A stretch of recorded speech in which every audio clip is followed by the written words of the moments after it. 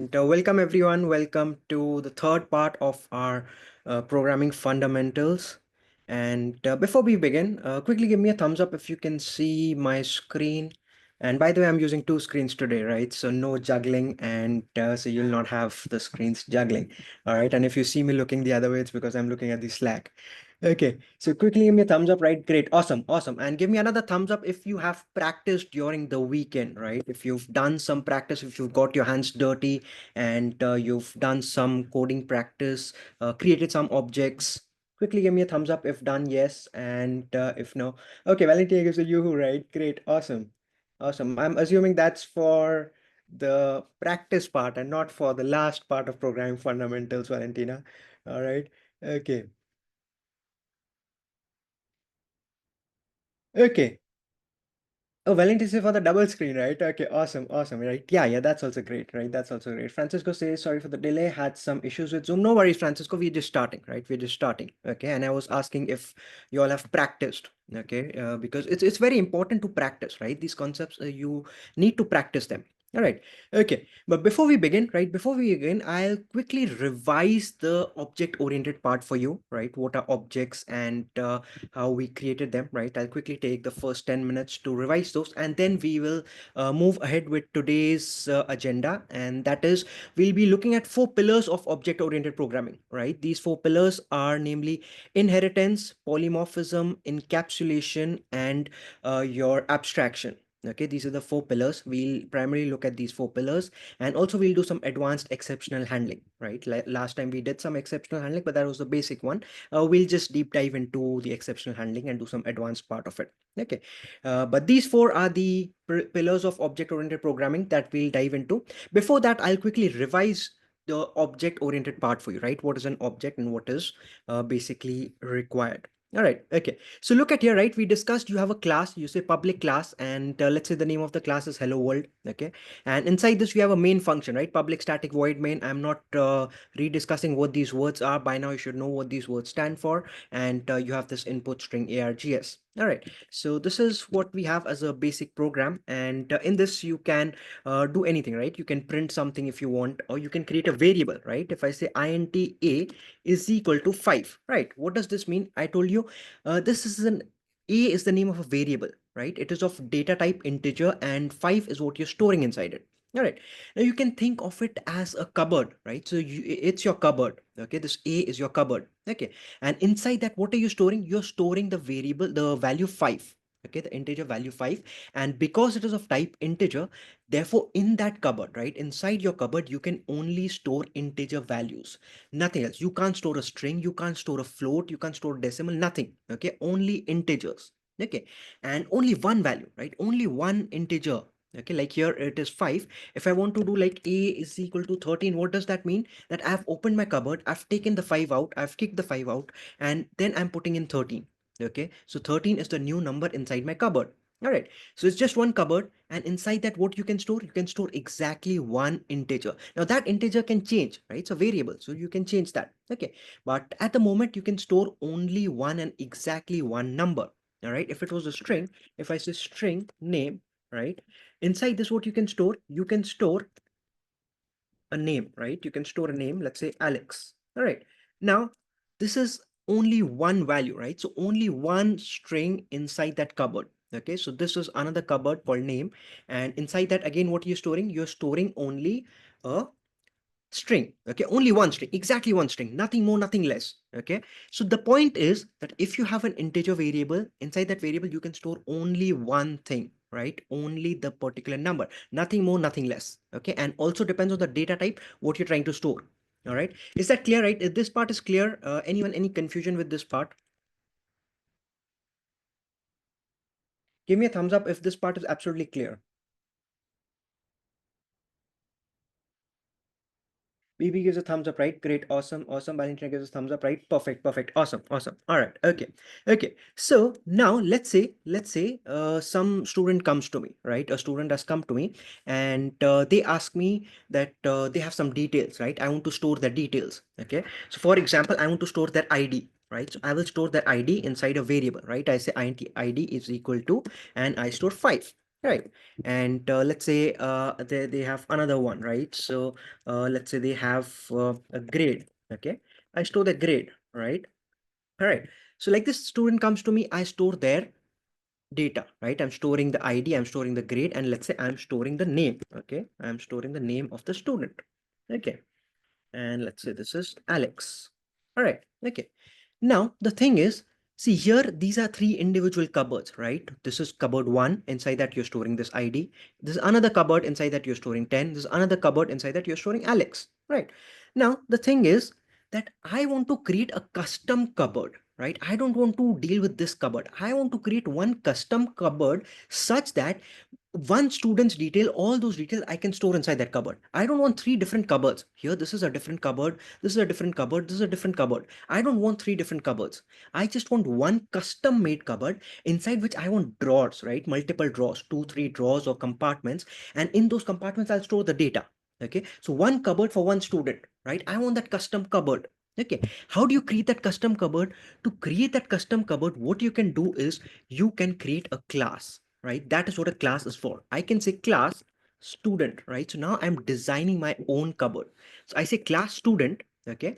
And inside this class, right, I want three things for the student, right? So I will say I want an ID, okay? I want a grade of the student, okay? And I want the name of the student, right? What are these three representing? Inside the cupboard, I am making three different drawers, right? So imagine this as drawer one, which will store what? Which will store only the integer, okay? This is another drawer, right, which will again store integer. This is another drawer, right, third drawer, which will store only names, right, only string. All right. So point is, right now I have just designed this. It's just on paper. The cupboard is not there in real, right? There's no memory, there's no physical space. It's not occupying any space, no memory, nothing, right? This is just design on paper. Okay. So I have created my custom variable here, right? Just on paper, designed on paper. Okay.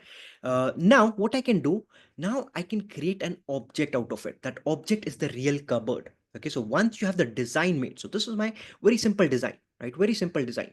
Now what I can do is I can create an object out of it. How do I create the object out of it? Now I'll say I don't want an integer type, right? I don't want to create a cupboard of integer type. I want to create a cupboard of student type, right? I say student S1. Okay. I say student, compare this with this, right? Student S1 and int ID. Okay. So data type is what? Integer. Here now my data type is student, right? My data type is what? My custom data type. This is my data type. Okay. This is my cupboard. Okay. So my data type is what? Student. Variable name is what? S1. Okay. Now when I say equal to new student, right? New student means what? The same class, the student, right? Whatever is it. You say new student. That means what? Now you're creating the object. So in physical memory, right? In computer memory, you are allocating some space for that cupboard. Basically, now that cupboard is physically existing, right? Earlier here, it was just a design on paper. But now that cupboard is physically existing with the name of what? S1. So the name of that cupboard is S1. Okay. Now inside that S1 cupboard, what do you have? You have three drawers, right? You have three drawers. One drawer is for the ID, right? Which will store only integers, nothing more, nothing less, right? Only integers inside that drawer. Another drawer will have the grade and another drawer will have the name. All right. Now, how do you access those variables from this cupboard? I can say here, right? S1 dot, right? So S1 is my cupboard, right? S1 is the cupboard that I created. And I can say S1 dot ID, right? So basically inside the ID drawer of S1 cupboard, I want to store what? I want to store 5, right? So that is the ID of the student. Okay. Then inside the S1 drawer, inside the S1 cupboard, right? Which drawer? In the grade drawer, I want to store 10, right? That's the grade of the student. I want to store that. Okay. Then again, inside the S1 cupboard, inside the name drawer, I want to store what? I want to store Alex, right? The value Alex. Okay. So now you see everything is inside just one cupboard called S1. So all the details of this particular student is inside one cupboard called S1. Okay. So now it's not there in three different cupboards, right? So I don't need to do like this, right? Any other student comes to me, I can create another object for them. I can say student S2 is equal to new student, right? So this means what? This means I have created another exact same cupboard. Okay, so now you have another cupboard. Okay, and what is there inside that cupboard? Inside that cupboard, you have three different drawers, right? The same drawers. Okay, so now I can store the second student's details inside that new cupboard, right? That's the second cupboard. So I can say S2 dot ID, right? Now this new student could have the ID of 6. Okay, S2 dot grade, right? The grade of the second student could be, let's say, 8. Okay, and the name of the student could be, let's say the name is equal to John. All right. So now this is how I've created student 2. So S1 is student 1 and S2 is student 2. Okay. So like this, you can keep creating as many as you want. S1, S2, S3, S4, S5, S10, S100, as many objects as you want. The point is, once you create the class, right? Once you have the design. So this is my design of the cupboard. Then you can keep replicating it, right? I can create S1, I can create S2, S3, S4, and you can store data inside that. Okay. Does that make sense? Does that make sense? Let me look at the Slack. Francisco says, if we don't give all the variable in the class to the new object, it gives us an error or the default initialize to null. Francisco, no, they will be initialized, right? They'll not be initialized, but the value will be null, right? That's correct, right? It'll be null. Okay, I'll talk about initialization, but if I don't, let's say if I don't do this, right, then that's null, right? That's null. Okay, by default, there's nothing there inside that drawer, right? So imagine the cupboard is there, the name drawer is there, you've not put anything inside it, right? So that's null. Okay, and if you try to print it, right, if you try to print that system dot out dot print, and you try to say, let's say s1 dot name, right, you'll get null, you'll get null. And if you do s1, right, s1, the cupboard s1, what is there inside the drawer id, then you get 5. All right. Does it make sense, right? Does it make sense? Francisco says perfect. Thank you, right? Awesome, awesome. Others, is this partly, this is the very essence, right? The very basic of what a class is and what is an object, right? We'll go into the complexities. Give me a thumbs up, right, if this part is clear. Stephen says, so what is the object here? Student or new student, right? S1, right? S1 is the object. Okay, Stephen, S1 is your object, right? So like here, you had integer ID, right? So ID is your variable, right? ID is the particular box inside which you're storing 5, right? Now here, S1 is the object. What type of object it is? It is of type student. See, earlier your variable ID was of which type? It was of type integer, right? But now my S1 object is of what type? It's of type student. Does that make sense? Okay, Ines gives a thumbs up. Theodora gives a thumbs up, right? Francisco says new is the keyword to create the object. Exactly, Francisco. Yes, right. That is correct. That is 100% correct. New is the keyword, right? This is the keyword. You need this to tell Java that, hey, I'm trying to create an object of student, right? I'm trying to create this object. So this is the syntax, right? It's the syntax. Like you do system.out.print, right? To print something. This is the syntax to create that object, to tell Java that now create a physical memory location and create this object. All right. Bino says print ln, right? Bino, yeah, print ln is fine. See, print means you just print in the same line. Ln means ln is for line, right? That means print the particular value and shift to the next line. Okay. If you say print ln, then print the line and move the cursor to the next line. If you just say print, then it will just keep printing in the same line. Okay. So that ln is actually for line, right? For next line. Okay. Makes sense, Bino? All right, Venus has got it right. Perfect, perfect, perfect. Awesome, awesome. All right, okay. So this is the basic of an object, right? It's the basic of an object. Okay. Now, where does the complexity come in? Right? Where does the complexity come in? So here I am just adding variables, right? Now I can add something more over here, right? For example, let's add a few more things, right? Let's add a few more things. Let's add another drawer, right? Another drawer for an email ID, right? So this is an email ID. So now you have 4 drawers in the cupboard, right? You can redesign the cupboard. Okay, you have an integer, you have integer. So basically 4 drawers. All right. Now you can also have some functions, right? You can also create a function inside that cupboard. So imagine another drawer, right? Inside that drawer, what am I creating? I'm creating a function inside that. So I'm saying public void, and I said display, right? I said display. Okay. What does this function do? This function will just display all the values, right? Or it will display the name of the student, right? Let's say. Okay. So it'll say system dot out dot println, and it'll say name is, okay, what is the name. All right. So this is just to display the name of the student, right? Just to display the name of the student. Now, what is this? This is a function, but imagine it as a separate drawer, right? So you have another drawer, which is called as display, right? So it's a function, right? The drawer is a function. Okay. What will it do? Whenever you call that function, it will just print the name of the student. Okay. Now, how do I use this function? So earlier we talked about calling a function. Now you have to call the function. Right now you've declared the function, right? So the drawer is created, right? The drawer is there inside the cupboard. Okay. But now you have to call it. How do you call it? So over here, right? Over here you can do S1, right? S1 dot and then you can call the function display. Okay, s1.display. Okay, earlier how were we calling the functions? Just display, right? Like this we were calling a function earlier. Okay, when we were not dealing with objects, but now you're dealing with objects, so you say s1, right? So inside the cupboard s1, call me the function display. Okay, what will this function do? It will call this display function of s1, and it'll print the name. What is the name? It'll print the name uh, Alex, right? Alex was the name. Okay, we removed it. Alex was the name. Okay.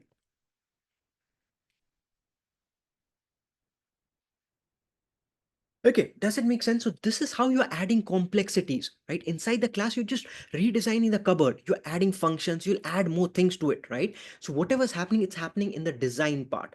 Okay. Does that make sense? Is that making sense? Any questions here?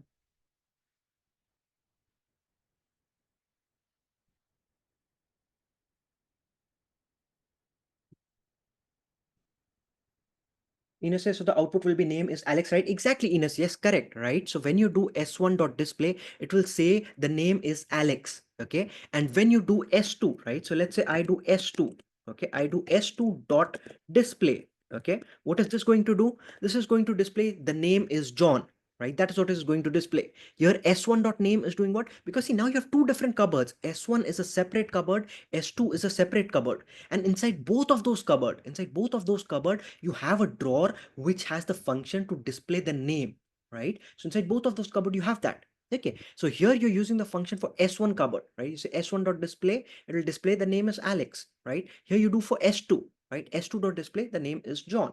Okay, is that absolutely clear? Anyone, any doubts with this?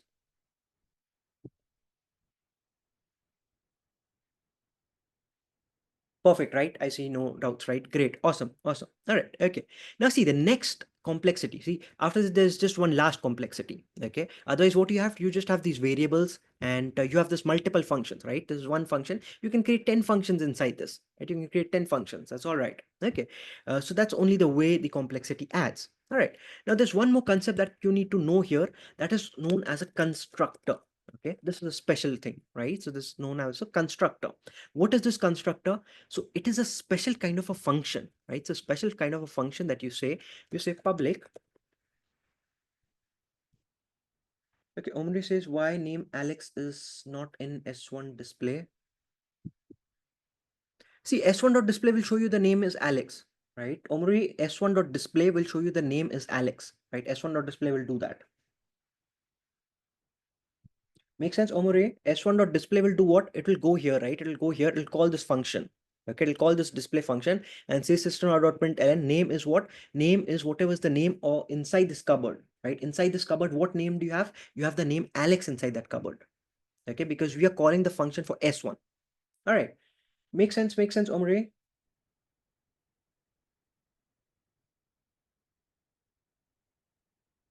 Okay, perfect, right? Omri gives a hands, right? Great, awesome, awesome. All right, okay. So next concept is what? It's known as a constructor, right? So what is a constructor? A constructor is a special function, right? It's a special function which has the same name as the class name, right? So what you do, let's say you say public void and you say student, okay? Student. Okay. So what is this? Why am I choosing the name as student over here? Because it is the same name as the class name. Okay. So whichever function, see, you can have 10 functions inside the class, but whichever function has the same name as the class name, that is known as the constructor function. What does a constructor function do? The job of a constructor function is to be automatically executed when the object is being created. What does that mean? That when I'm doing this, student S1, when I'm telling Java that, hey, create a new object of student type, right? And store it where S1, right? S1 is the variable. Inside that, store this new object, right? You're just creating that cupboard. So here is where your first cupboard is being created. Okay. So at the time of the creation, during the cupboard is being created, at that time, automatically call this function. Don't wait for me, right? Don't wait for an explicit instruction for calling the function. Just automatically call this function. That is a constructor function. Does that make sense?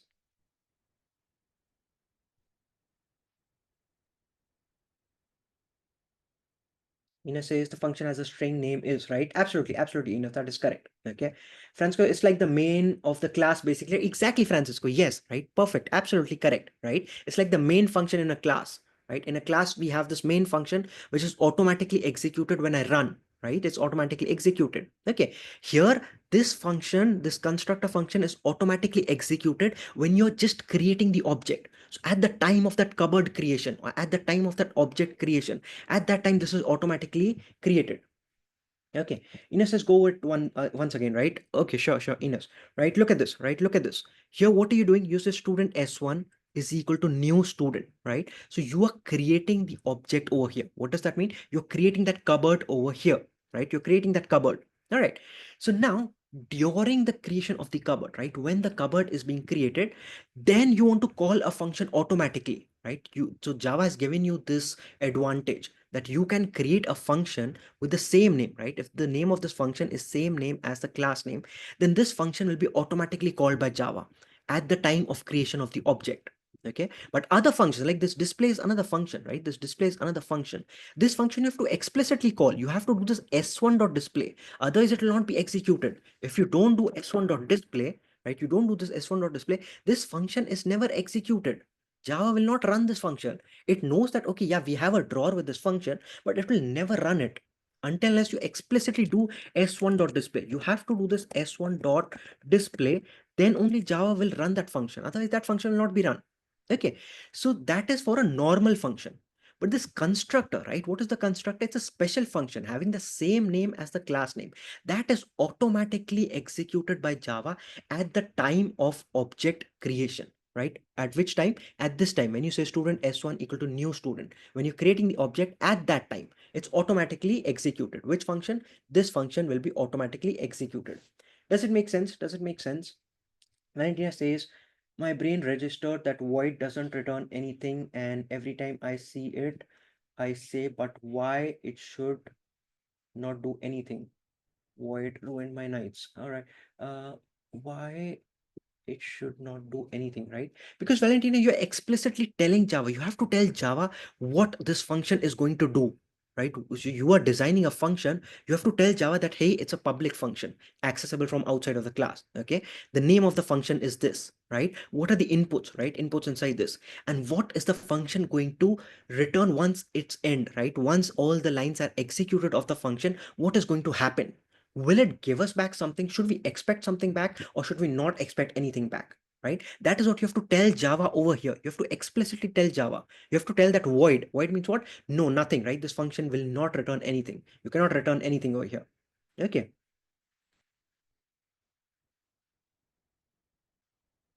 Okay. Stephen says, I thought Java program starts with public class, but this starts with class student. Will this program run? Yes, Stephen, right? It'll run, right? Don't worry, right? See, it's not mandatory to have public class, right? Public means it's accessible from outside of the file, right? Any other file can access it. Okay, so that's for public. Okay, if you don't use public also, then also it's fine, right? By default, it's public. Okay, makes sense, Stephen. Francisco says, I know, right? You just have to make peace with it. Just remember void doesn't return anything in the sense that does not give you anything, right? Yes, exactly, right? To the point of Valentina, right? Valentina, correct, right? Yes, but void doesn't inhabilitate it. Correct, Valentina. Yes, right. I understand the word might be not that intuitive, correct? But yeah, that's how this is, right? That's how the makers of Java have given us. So that's how it is. All right. Okay. So BB says, stupid question. If we have 100 students, do we have to create 100 times any method in bulk? BB, that is correct, right? 100% correct. You have to create 100 objects, right? You have to create 100 objects. Method to create in bulk is you can use a loop, right? You can use a loop, and so that is how you can replicate the same thing, right? So you can you start a loop from 1 to 100 and you can create it inside it, right? So that's good for practice, right? We practice that, right? Try to do that. Okay, but yes, you have to create 100 objects for that. Okay. Okay, Valentina says, I want phone number of Mr. Java. We need to have a little chat, right? Sure, absolutely, Valentina, do that, right? Do that. Find them, and yeah, you can give them the suggestion, right? Absolutely. Okay. But for now, right? For now, is this clear, right? What is a constructor? Now, what is a constructor used for, right? What do I need, right? Why do I need the special constructor, right? Why do I need this? Because this is to initialize all the values. what you can do, you can utilize this to initialize the values, like give some initial values to these. For example, here I can say id, right? Id is equal to, let's say, 1, right? I want to give an id of 1 initially. Okay, and let's say the grade, right? The initial grade I want to give as 1. Okay, this is the default values. Okay, name I can give as not yet set, right? So these are some initial values that I can provide to my variables. Okay, so I can say the email is what? Email is, again, I can say that it's not yet set, right? So I can give these initial values. Okay, so whenever the object is created, this function is automatically executed, right? And when you automatically execute this function, all these values are set. ID is set as 1, grade is set as 1, name is set as not yet set, and email is set as not yet set. Why is this important? Because now if anyone tries to print, right? So let's say I have not set the name here, right? Someone tries to do this s1.display, okay? They will get the name is not set, right? The name is not set yet, right? Otherwise, right, if I had not done that, if I had not initialized this, you would have got a null value. Okay, so null value in the output, and that causes issues sometimes. Okay, so you don't want that. So what do we want to do? We want to initialize the values, right? And for that, you use this constructor function. What is a constructor function? It's a function with the same name as the class name, and it is automatically executed during the object creation. All right. Is that clear, right? Is that clear? Any questions so far? Okay, we says thanks, right? Must be very tired 100 times.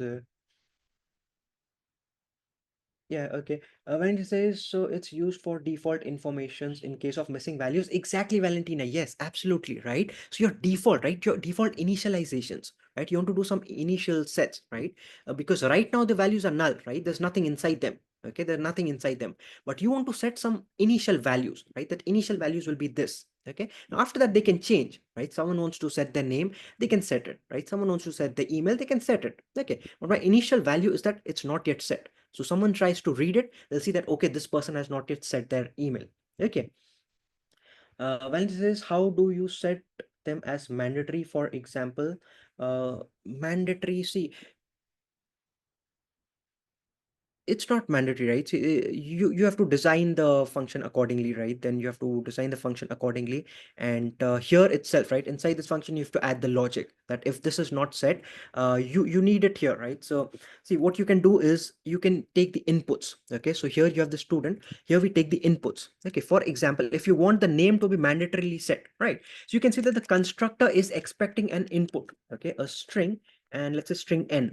Okay, now I told you here you have the inputs, right? So inside the parameters, you have the inputs. Okay, so now the constructor is expecting an input n, right? An input or string type and n. Okay, just one variable. Okay, one string variable. Okay, the constructor is expecting that. Okay, and that name is what I'll set over here, right? That name is what I'll set here, right? So I'll say whatever input you give during the time of the construction, that is the name that I'll set. Okay, now what does this do? This will enforce that whoever is creating the object over here, right? Here you're creating the object, you have to send in something over here. Inside this bracket, you have to send in one string variable, right? One string value. You have to set that, right? You have to send in, like, let's say Alex, okay, or something. You have to send it over here. It's mandatory now. Why? Because the constructor needs it, right? The constructor is expecting that. If you don't send it, that it'll be, you'll get an error that constructor is expecting this and you've not sent it. Okay, so that is how you can make it mandatory, right? Then the name will definitely be set, right? So n is what you're receiving here, and that n is what you're setting to the name. All right, does it make sense? Does it make sense, Valentina? Right, Valentina says, I'm thinking of sign up forms, right? Yeah, Valentina, you have a lot of backend logic, right, for sign up forms. The one is done the backend, one is the front end, right? So yeah, great, right? Great, excellent. Okay, Jordan says exactly, for example, this, right? That is perfect, right? That is perfect. And just says clear, thanks, right? Awesome, awesome. All right, perfect, awesome. All right, okay. So this is about basic objects, right? And object creation, how you use the constructors. All right. Now let's move to one step further, right? So one step further. Okay. Now what is that step? Before that, all clear, right? Give me a thumbs up, right? Give me a quick thumbs up if everything is clear so far. Right? So far, everything clear. Right? Baby gives a thumbs up, right? Binu gives a thumbs up. All right, all right. Others. Ines gives a thumbs up, right? Great, perfect. Seraphim gives a thumbs up. Theodore gives a thumbs up, right? Great, great.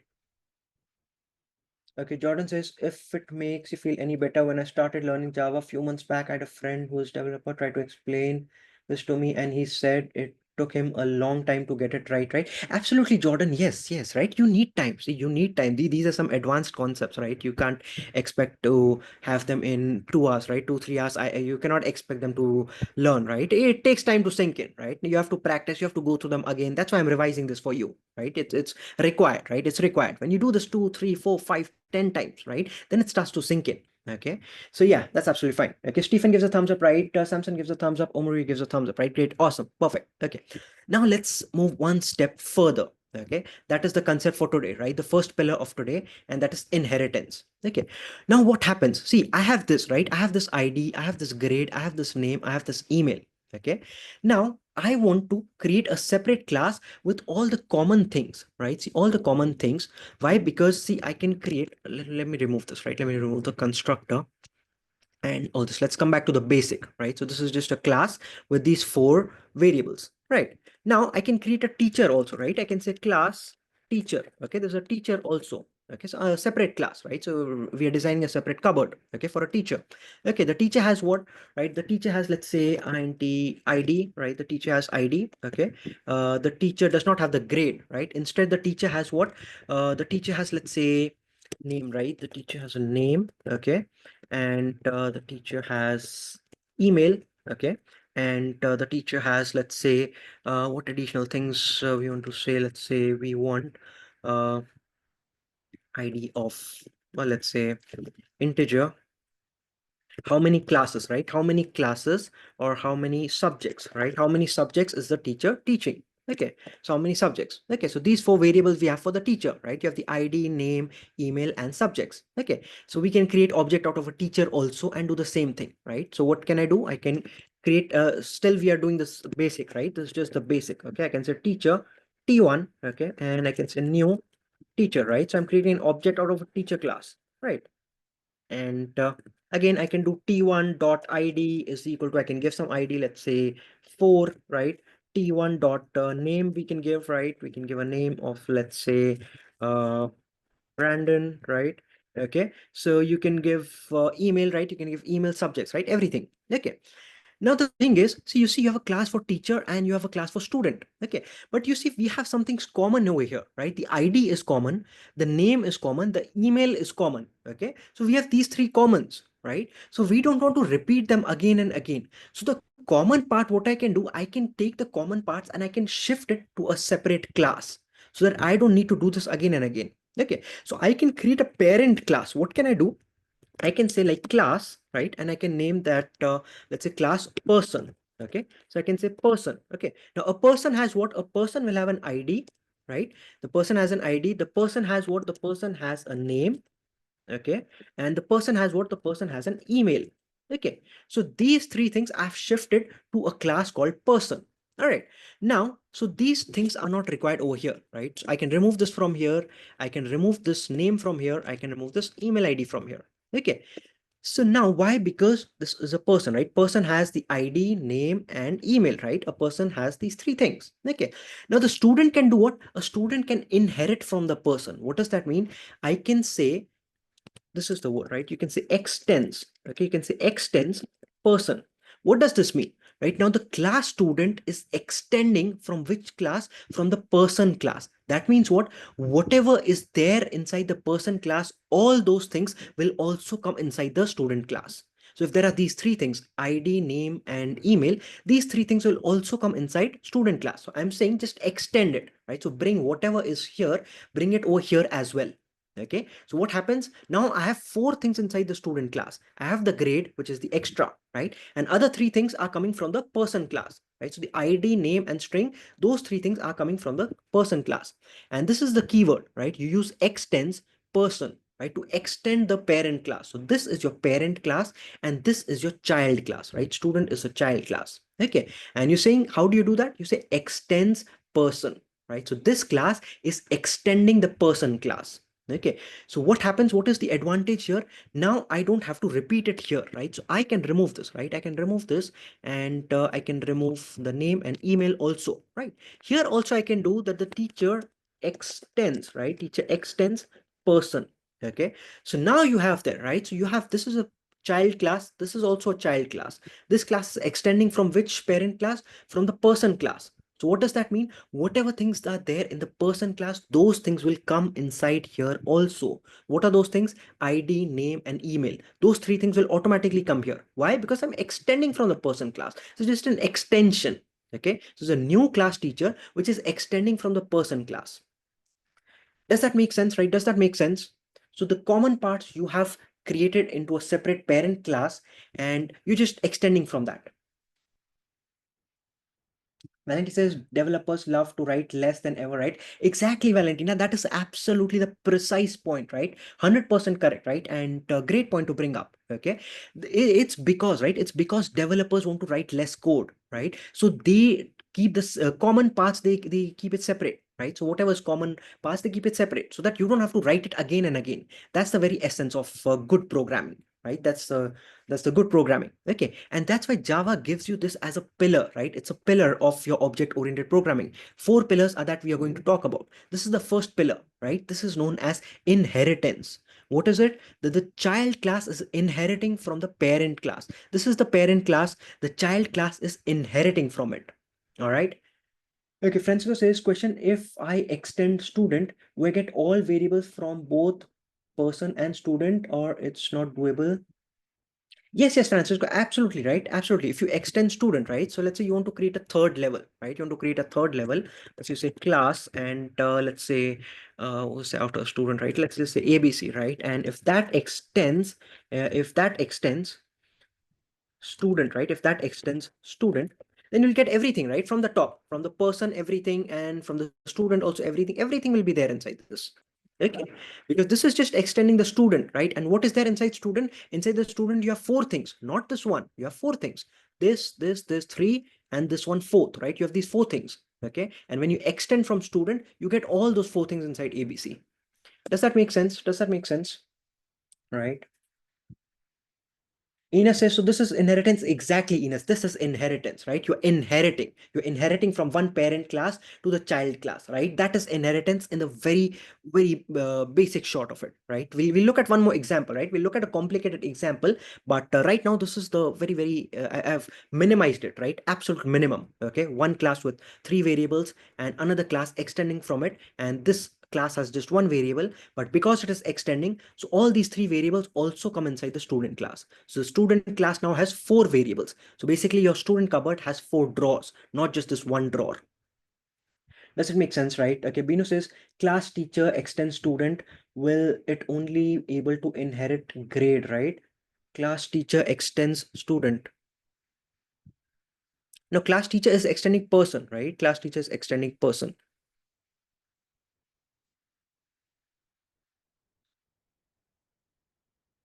Binu says class teacher extends student, will it only be able to inherit? If in case, right, if it was extending student, right, if it was extending student, then you'll get all the variables. Okay, you inherit everything. Kira says yes, right? Francisco, he wrote that before you answered my question. That's basically the same, right? You inherit everything. Exactly, right? Exactly. Okay. When you say I was checking that case, right? Awesome, perfect. Awesome. All right. Okay. So this is inheritance, right? Now let's look at a complicated one, right? Let's look at a better example, right? More enhanced example of this very basic inheritance. All right. Okay. Let me just see the Slack again. Stephen says,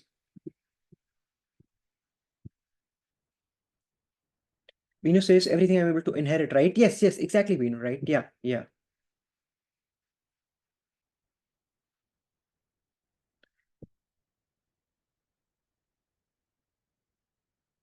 Stephen says that will mean child can extend child, right? Exactly. Yes, Stephen, right? Yeah, child can extend child, but for the second child, right? So your that child becomes the parent, right? So that's the parent, okay? And the next one is the child, right? So yeah, okay. And you can play around, right? See, you can play around with it, right? So right now, so you don't go in the third depth of it, right?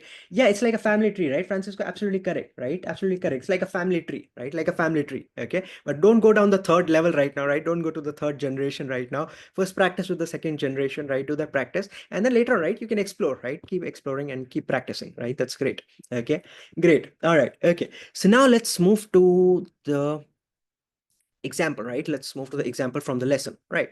Okay, so now look at this. Okay, look at this. What we have. All right.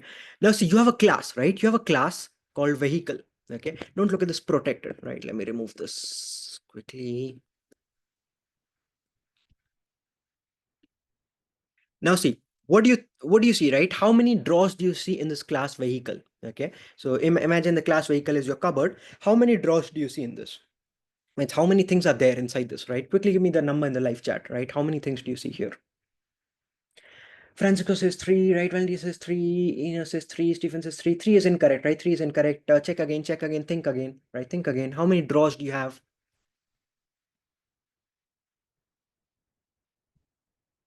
Think again, think again. How many things does this have, right? This class starts from here to here, right? This is where the class is starting.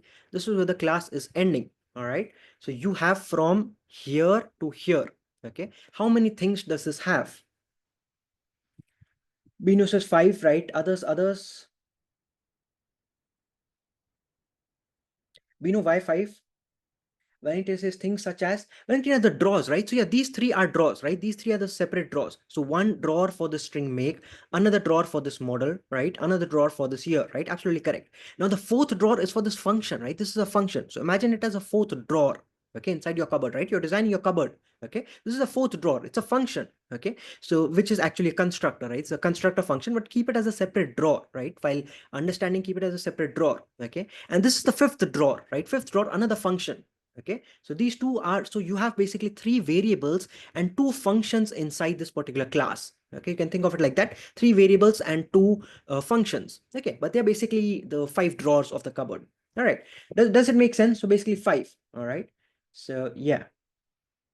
Ines says two functions and three variables, right? Absolutely correct, right? Ines, that is correct. And Francisco, that is correct, right? Two functions, right? Absolutely correct. All right, okay, perfect, right?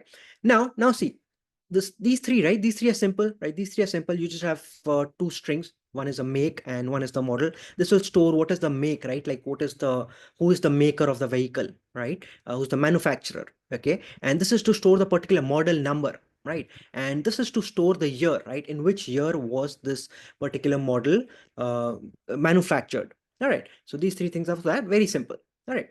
Now you have first look at this function, right? Look at this function. Okay, what is this function doing? Simple function says public void just to display the information, right? Whatever information is there over here, make model year, just want to display it, right? So just prints. Say system.println, the make is the make, right? What is the make? The model is the following model. And what is the year? The year is the year, right? So this function is just doing displaying of the information. What is the make, model, and year, right? Just displaying those three things.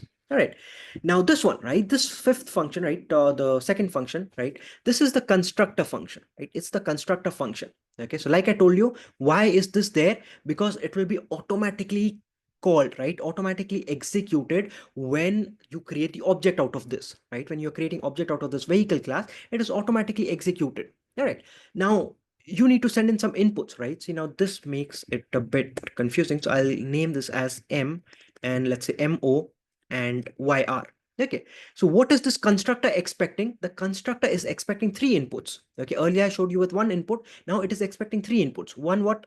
The first is a string M, another string MO, and another with a year, right? Integer type year. Okay, now when you have these, right? When you get this, you save them inside this, right? I say that the make, right? The make value of this particular object, right? The make value of this particular object is equal to M, right? M is what you are getting when the constructor is being called, right? When you are creating the object, that is the value you're sending, okay? That M is stored where? Inside make. Okay, this MO is stored where? This MO is what you're getting during the input. From the input, you're storing inside the model. Okay, and YR is the year that you are getting from the input, you're storing inside the year. All right, so this is a simple constructor, right? Three inputs what you're getting, and those three inputs you're saving inside these variables. Three variables you have: make, model, year. You're saving it inside those, right? These three inputs: M, MO, and year. Okay, that is what you're doing over here, right? You're saving them. All right. Okay.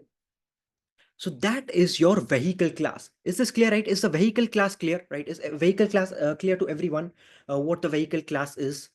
Any doubts with the vehicle class?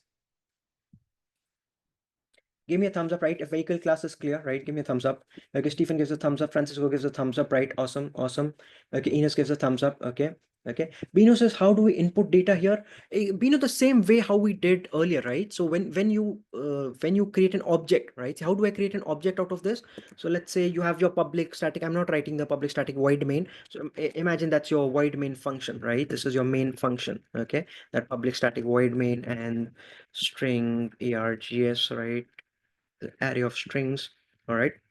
So inside this, you'll create the object, right? So I say vehicle.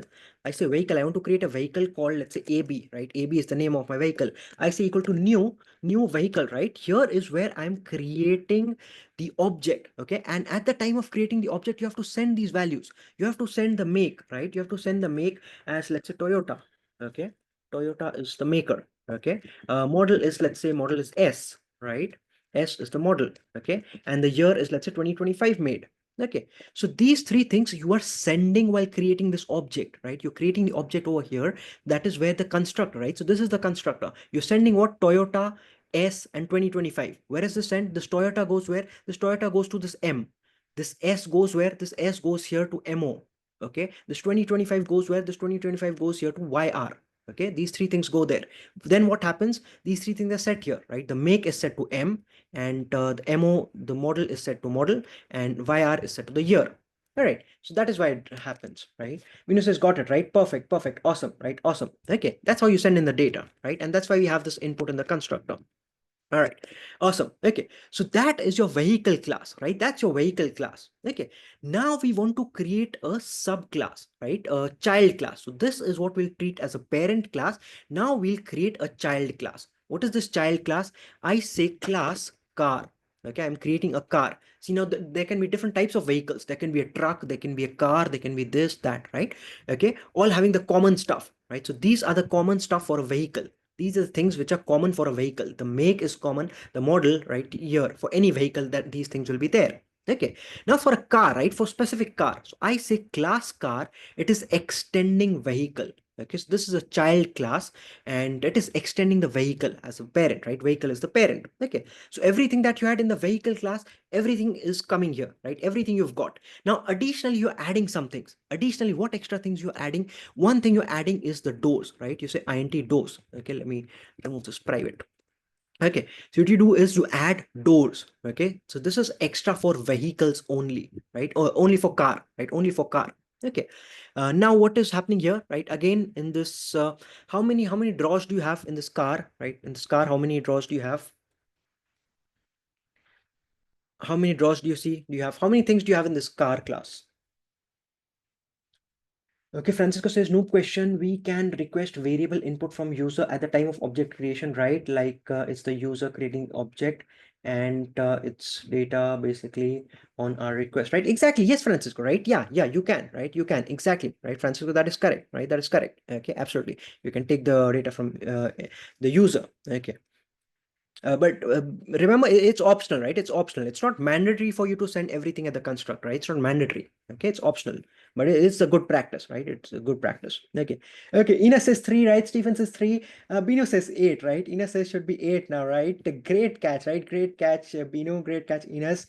Francisco, great, right? Absolutely 8, right? 3 from the car, 5 generated from vehicle. Wonderful, right? Awesome. Well done. Very well done, Francisco. Exactly, right? So 3 things for this car, right? You have this 1, you have this 2, and you have this 3, right? 3 things for the car class, okay? And 5 things that you're getting from the vehicle, right? All these 5 things you get from the vehicle, right? So in total, you have inside the car, you have 8 things, right? You get those 8 drawers, all right? So you have 8 things inside the car class.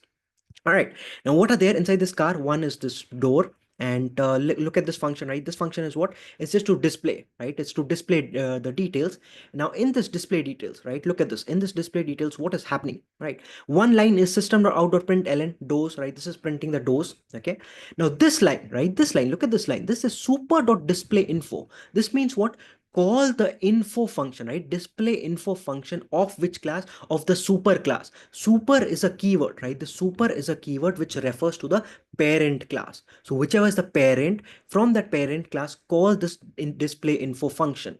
Okay, so that is you're calling from the parent class, right? So see here we had this display info function, right? This display info function will display what? The make, the model, and the year, right? So this function does that. Okay, so we don't have to create that function again over here, right? Inside a car, we don't have to create it again. We can simply say super.display info, right? This will display the make, the model, the year, right? But additionally, if you want to display the doors, so you display the doors over here separately, right? System.println, these are the doors. Okay, and that is my custom function for the car, right? That is the display details function for my car. Because in my car, what do I have? I have the make, I have the model, I have the year, plus I have the doors also, right? So I am displaying all the things from the parent, and then I'm displaying the doors also. All right. Okay. Does that make sense, right? Does that make sense when he says that's cool, right? But shouldn't it display in automatic from the previous constructor class, display info? No, no, no, Valentina. See, display info is not a constructor. This is a separate function. Only the constructor has the automatic calling, right? Constructor is called automatically. This display info function is a normal function. It will not be called automatically. It's not executed unless someone explicitly tells Java that, hey, execute this function. Till the time no one calls this function is not called, is not executed. Who is calling this function? We are calling it over here. We say super.display info, right? Call this function, right? So that automatic things only happens for the constructor. All right. Okay. Avante says, right, true, right, great, awesome, awesome, awesome. Francisco, that's for calling the function not directly inside the class. Exactly, Francisco, that is correct, right? 100%, 100% correct, right? Perfect. Okay. Now look at the constructor of this car class, right? So this car class also has a constructor, right? I say public car, okay? This also has a constructor, and it needs these four things, right? Because a car has what? A car has what? A car has a make, it has a model, it has the year, and it has the doors, right? These four things, okay? So that is what is sent to the car. Whenever we create object out of this car, we'll send these four things: the make, the model, the year, and the doors. Okay. Out of these three things, out of these four, the three things, right? The make, model, and year, I'll send to the vehicle, right? I'll send to the super class, right? That means what? To my parent. So I say super, right? The super is what is calling the constructor of the super class, right? Of the parent class. This is what is calling the constructor of the parent class.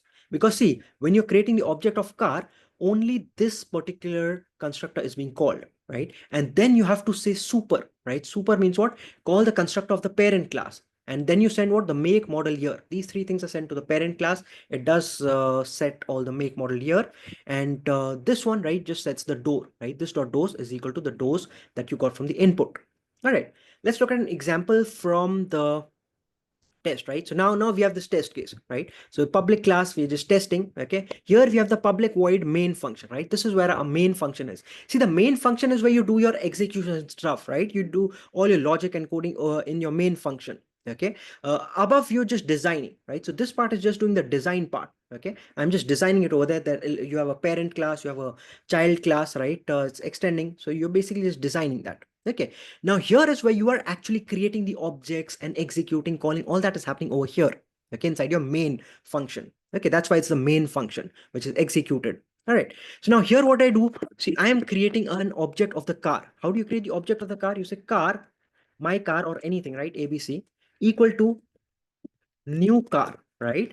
That is how you create the object, right? That's what we discussed. Student S1 equal to new student, right? That's how you create the object. Okay, now inside this you need to send details, right? You need to send, because the constructor is expecting. Look at what the car, the construct of the car function is expecting, right? The construct of the car function is expecting what? These four things: the make, model, year, and doors, right? So you need to send these four things. Okay, so I send it over here, right? I send Toyota, I send Corolla 2020 and 4. Okay, so Toyota goes where? Toyota goes for this make, right? This make becomes Toyota. Okay, this Corolla goes where? Corolla goes to the model. Okay, this 2020 goes where? This 2020 goes to the year. This 4 goes where? This 4 goes to the doors. All right, once these four inputs are sent, you come here and you call the parent class, right? You call the construct of the parent class, sending the first three, because the vehicle just needs the three, right? Make, model, and year. The vehicle, right? The vehicle only needs the three things: make, model, year, right? Doors is extra for the car, right? So the vehicle only needs these three things. Okay, so you send it, right? You send the super, okay, make, model, year to the vehicle class, and for this dot doors, you set it as the doors. All right, so that's how your car object is created. Does that make sense, right? Does that make sense? Any questions? So this is inheritance. Again, this is just another example of inheritance, right? What is it doing? This is your child class. right? This is your child class extending from the parent class. So everything that the vehicle class had, you get it over here, and plus additional things that you want to do, right? You can have additional things over here. All right. Makes sense? Does that make sense, right? Does that make sense? Any questions? Give me a thumbs up if all clear.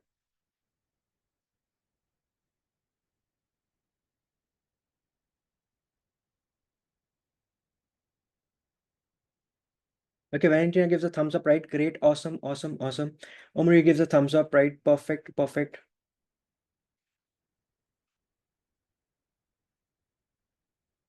Vinu says, what will happen if the child or parent class variables are private, right? Exactly, Vinu. We'll come to it, right? We'll come to it. Okay, we'll come to it, private and protected. We'll come to it. Okay, and Ines says, are classes private or can be public? Ines, depends, right? Depends. Okay, so yeah, great question, right? Great. Okay, now that you've raised it, right? Let's discuss that, right? Let's discuss that. Okay, now see, if my variable is private, right? What happens to a private variable? Okay, so if I keep this as private, right? Or let's I keep this as private. Okay. Now what does this do, right? What does this do? So a class car, right? The doors variable is private now. Okay. So what can you not do, right? Now what can you not do? Okay. So basically what you cannot do is my car dot doors is equal to 5. You cannot do this. You cannot do this. Why? Because you cannot set the dose value directly now. It's a private variable. Private means what? Private only for this particular class. So only the members of this class or this variable can be accessed only inside this class. Okay. So this variable is now accessible only inside this class. Okay, because it's a private. Okay, but if I remove this, right? If I remove this, if it's not kept as private, then by default it is public. What does that mean? That I can access this variable outside of the class also. So here, right, I can do my car dot doors is equal to 5. I can set it like this, right? I can say my car dot doors is equal to 5. Like initially how you did, right? Initially I showed you s1 for the student, s1 dot name is equal to Alex, right? I showed you that. Okay, s1 dot id was equal to 5 or something, right? We did this. Okay, that was possible because these variables were not private for that class. They were not private, right? They were public by default. Okay, but had I set them as private, then you cannot access it over here from another class. Is another class, right? So you cannot access it from here. Okay, so that is the meaning of private and public. Okay, so if this is kept as private, and generally we keep the variables as private, right? We'll discuss about that. Generally they're kept as private. Okay, private means what? They are private for this particular class only the members of this class, like this function, right? This function is a member of this class, right? So it's basically inside that cupboard, right? Imagine your cupboard. Only the things inside the cupboard, they can access the variables, right? Only they can access this. No one else, right? Anyone outside of the cupboard cannot access this. Okay, so that is why you have this function, right? Display details, because this function can access it and can print it for the user that, hey, the number of doors are these many doors, right? So, and this function, right? This function is set as public. Okay, so the function itself is set as public. So the function we can call, right? So from here, you can call the function. You can say my car dot, right? My car dot display details, right? This you can do because this function is public, right? So you can call the function. Okay, but you cannot now access the doors, right? This variable because it's private. Does that make sense? Does that make sense? Ines, is it clear? Yes, his classes are private or public, right? Okay, that was question of Binu, right? Binu, is that clear, right? Binu, is that clear? Okay, and Ines, classes are both, right? They are public also, private also, right? So some classes that I want to keep private, right? I'll declare them as private, right? For security and privacy purpose, I'll declare it as private so that no one else can create objects out of it or no one else can actually do anything with it. Okay, why? See, because right now I am designing this, right? I have designed this right now for you. Okay, but later on what happens is that you don't have to design these classes. Okay, the classes are already designed and made available as public for you. All you can do is you can create objects out of them and you can start using the functions, right? Just use a function and you can work on it, right? To use another function, you can work on it. All right, so that is the beauty of the things later on, right? But now right now you need to understand the concept, right? How things are happening. Okay, and Binu says, I was going to ask how's that benefits here, right? Got it, right? Awesome, awesome, perfect, Binu.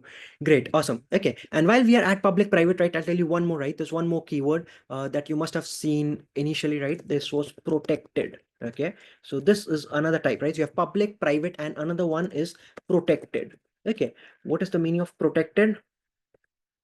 Anyone in the live chat tell me? Can you guess the meaning of protected? And it says my Zoom crashed, right? Be right back. All right, Valentina, no worries.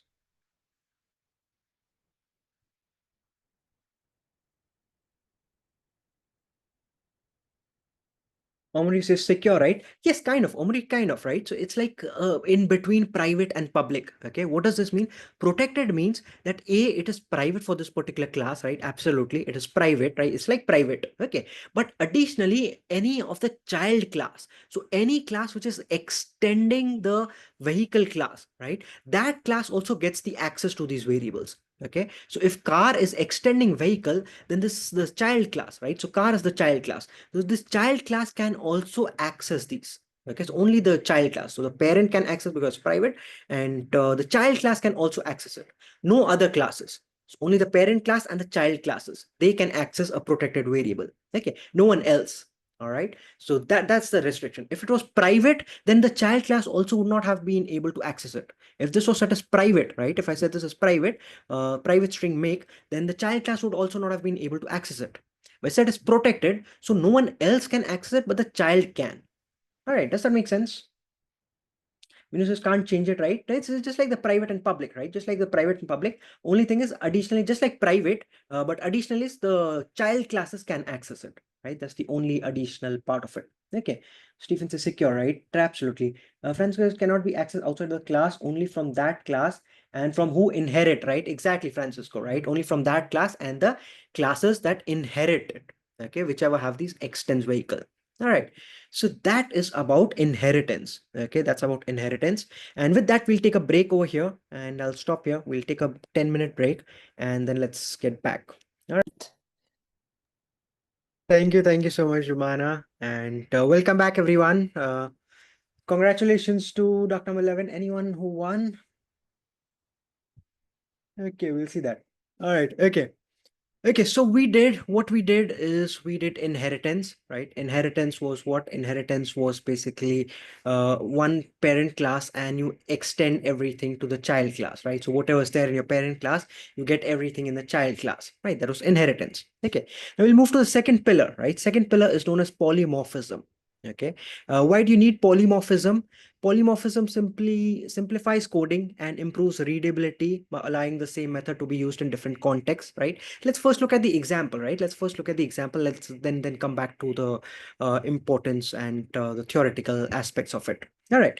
Okay. Now look at this, right? Look at this particular piece of code. And in this, what do you see? You see one is an animal class, right? I say class animal. Okay. And here inside this, you just have one thing, right? Just have one thing. That is what? It's a function, right? What is a function? Public void sound. Okay. The sound function is there. What is it doing? This is just printing that this animal makes a sound. Okay, so just one drawer inside the cupboard. Okay, so you have this class animal, and inside that you just have one thing, right? What is that one thing? This function, all right, which is printing what? That this animal makes a sound. Okay, as simple as that. Okay, now you have another class, right? Another class called dog, right? So class is dog, which is extending from animal. Okay, so which is the child class here and which is the parent class here? Tell me quickly, tell me which is the child class, which is the parent class?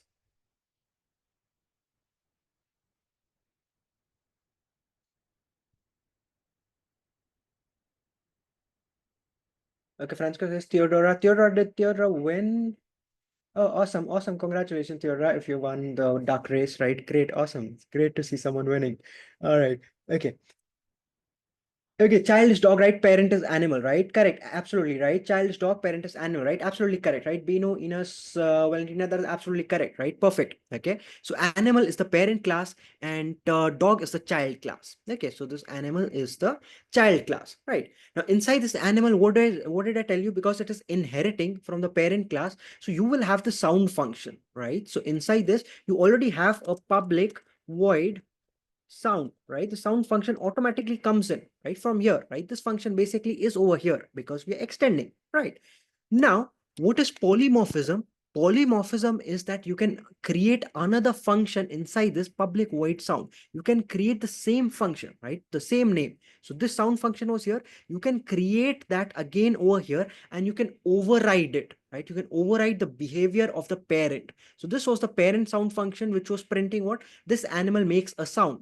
Okay, but here I can create this. I can say public void sound. I'm creating the same function again. Okay, and here what am I saying?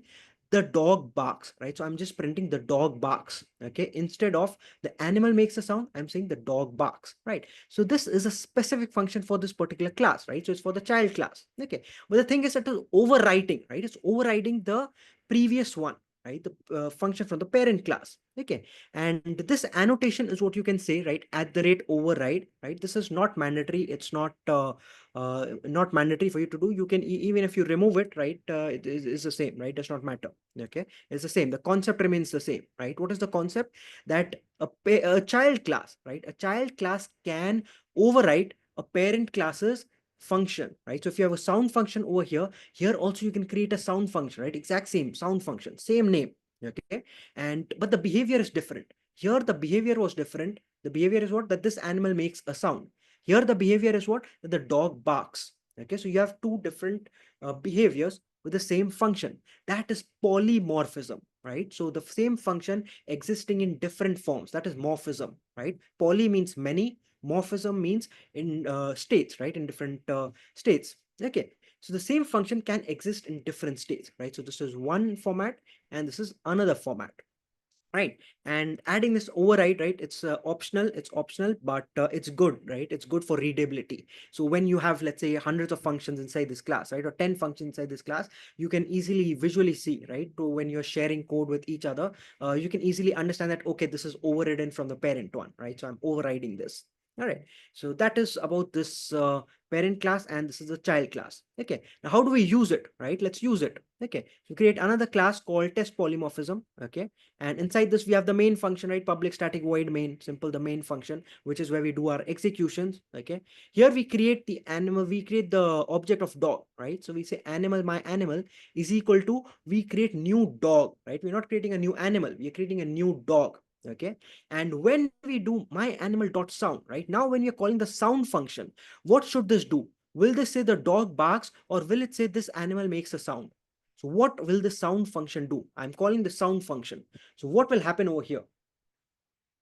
Steven said, I thought having a class with the same name is called another name.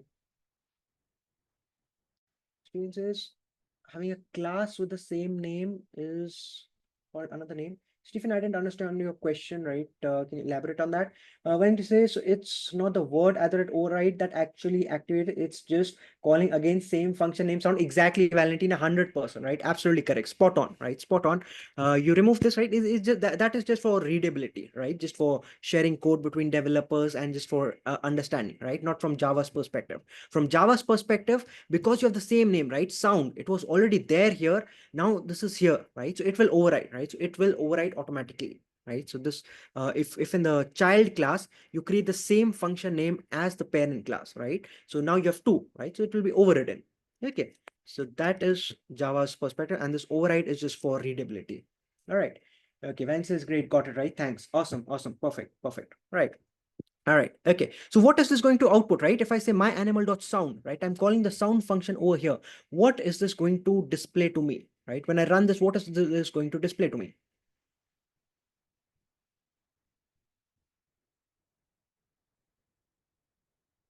Tell me what will be the output of this. Will it say the dog barks, or will it say this animal makes a sound? What will it say?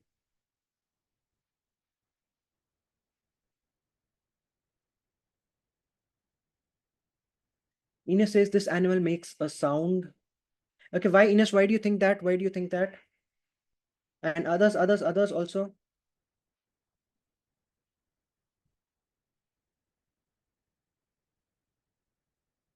Okay, Bino is typing, and others tell me, right? What do you think, right? What do you think will the sound function do? What will the sound function do? Will it print the dog barks, or will it print this? This animal makes a sound.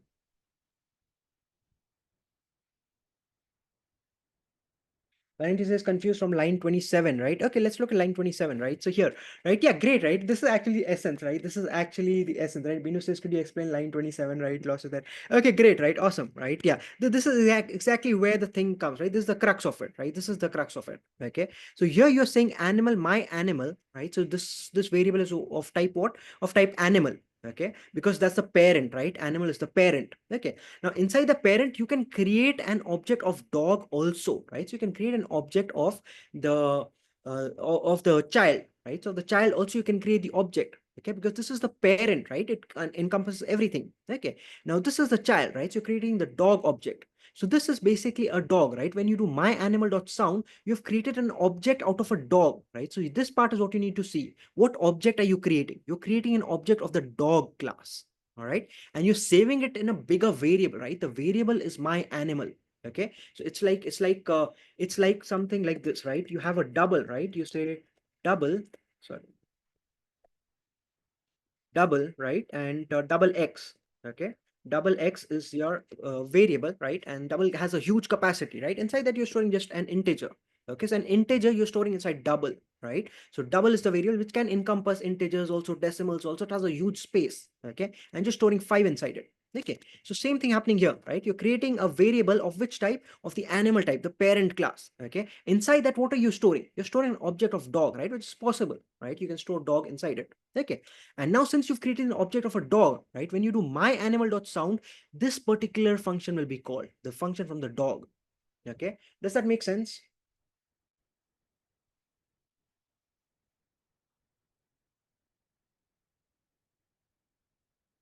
You can say I thought having a class with the same name is called a constructor.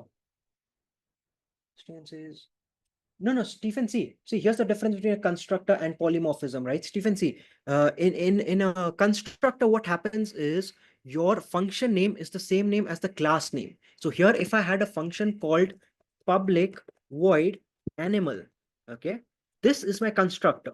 Okay, this is my constructor. This will be automatically called, right? This is automatically called at the time of object creation. Okay, that's my constructor.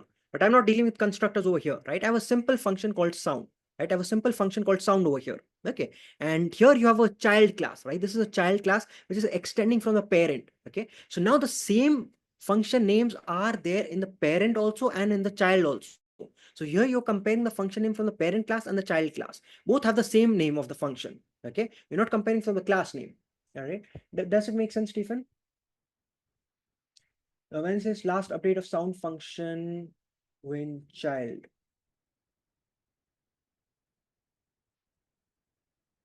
Valentina didn't understand that. Okay, Francisco, not the opposite though, right?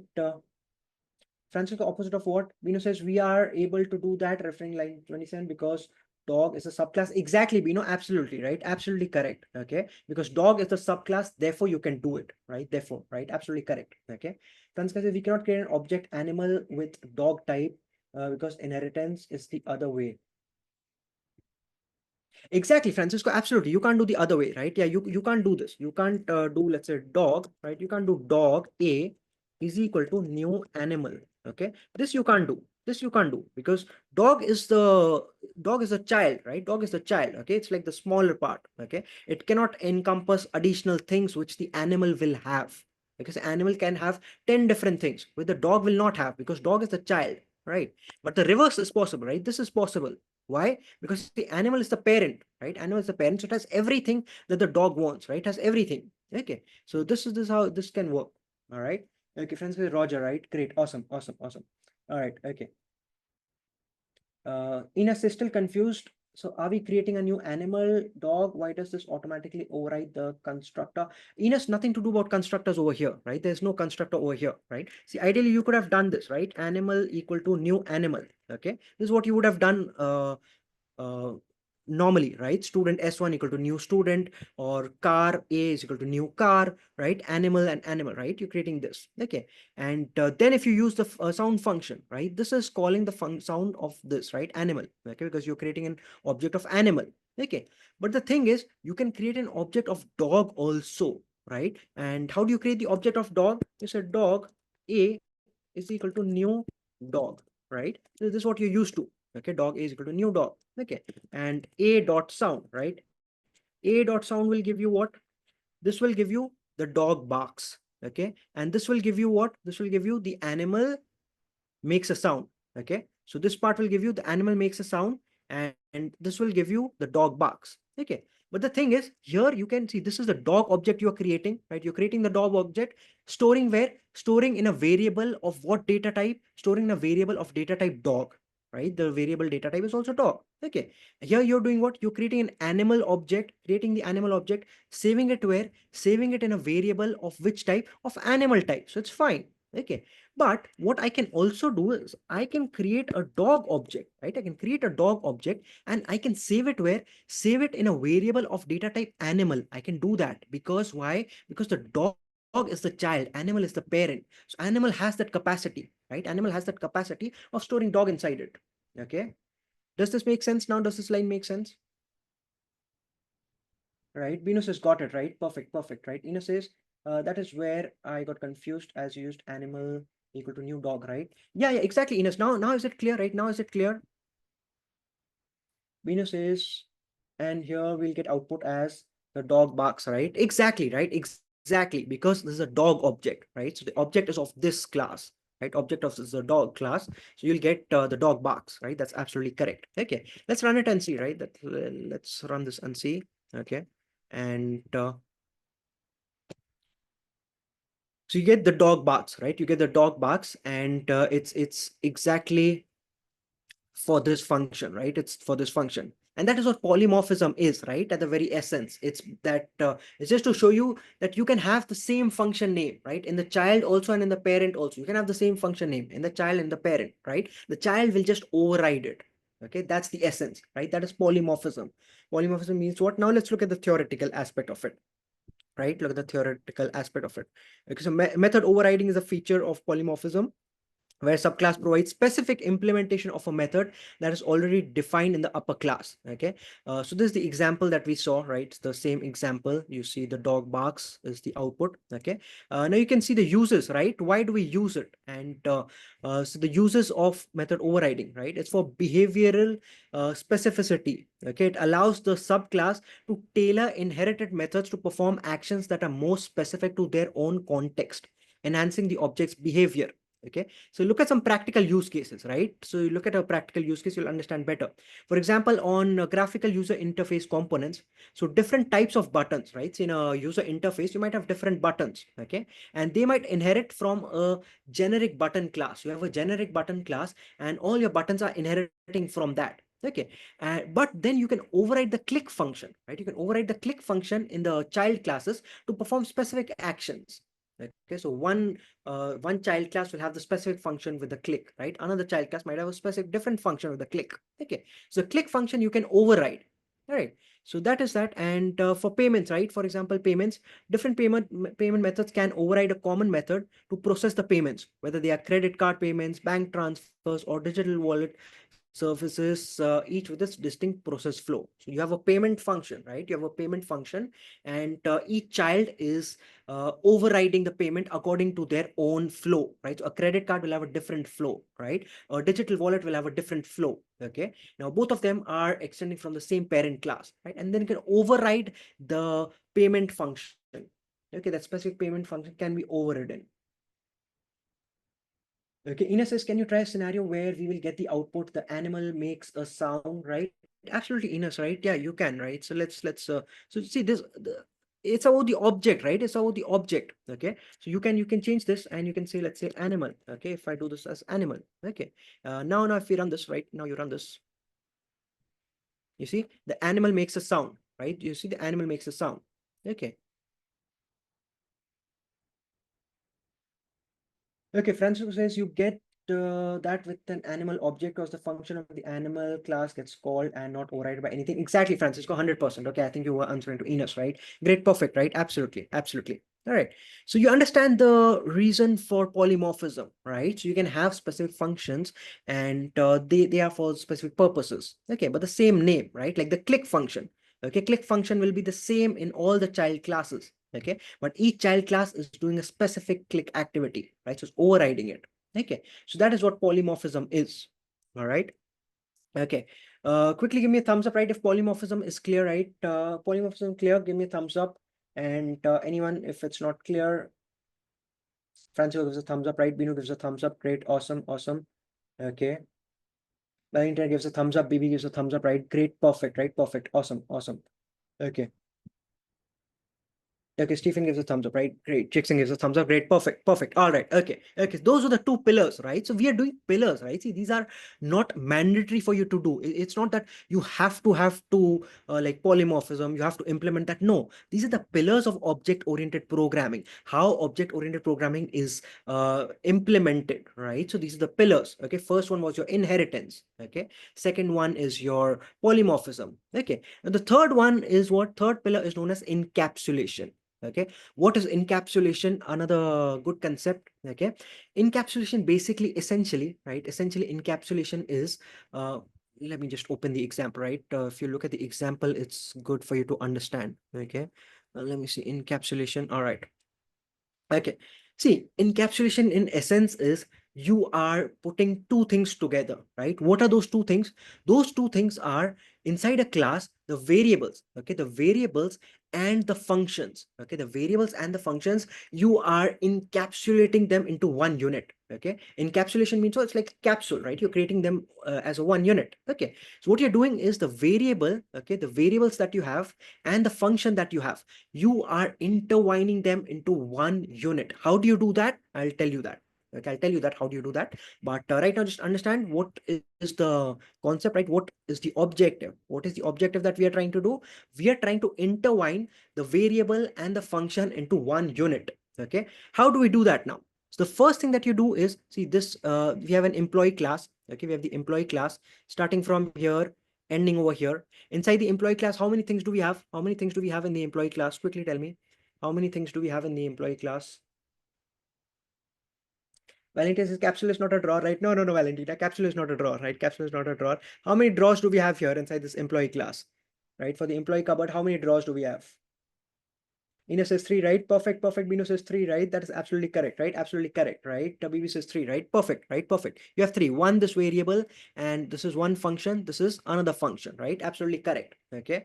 So three draws you have. Okay. Now we'll try to interconnect them. Okay. So how do we interconnect? First thing you do is make the variable as private.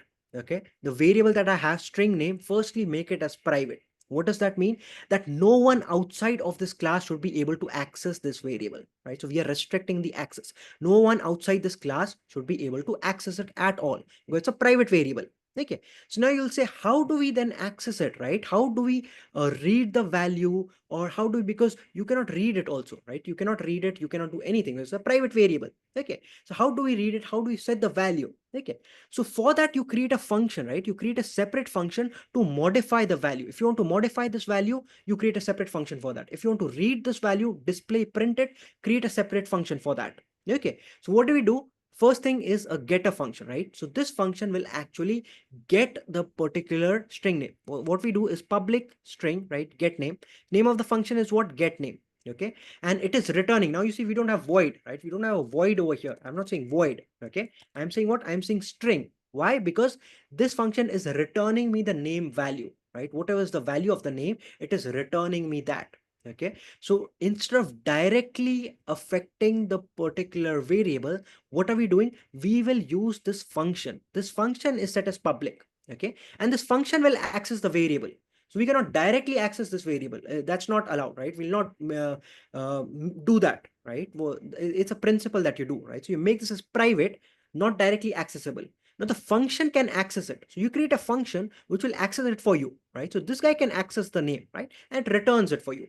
Okay. And same thing for the setter function, right? Look at this another function to actually set the value. So here we have public void. Name of the function is what? Set name, right? So the name of the function is set name. And what is this doing? It is taking an input, right? It's taking an input called new name. Okay. And this new name will be set to the name, right? So you say this dot name, the name variable is equal to new name, right? Whatever is the input name we got, you're setting that as the name.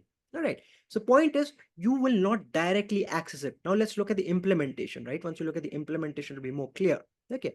Look at the implementation over here, right? This is your class, test encapsulation, public static void main, right? Just a class. Here we create an object, right? We create an object employee emp is equal to new employee. So create an object out of employee class. All right. Now earlier in the beginning of the class, I had showed you this, right?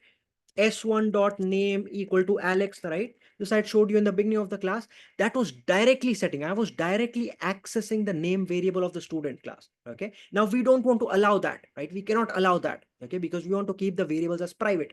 This direct accessing should not be allowed. Okay. So if that is not allowed, then how do I set a name? How do I set a name?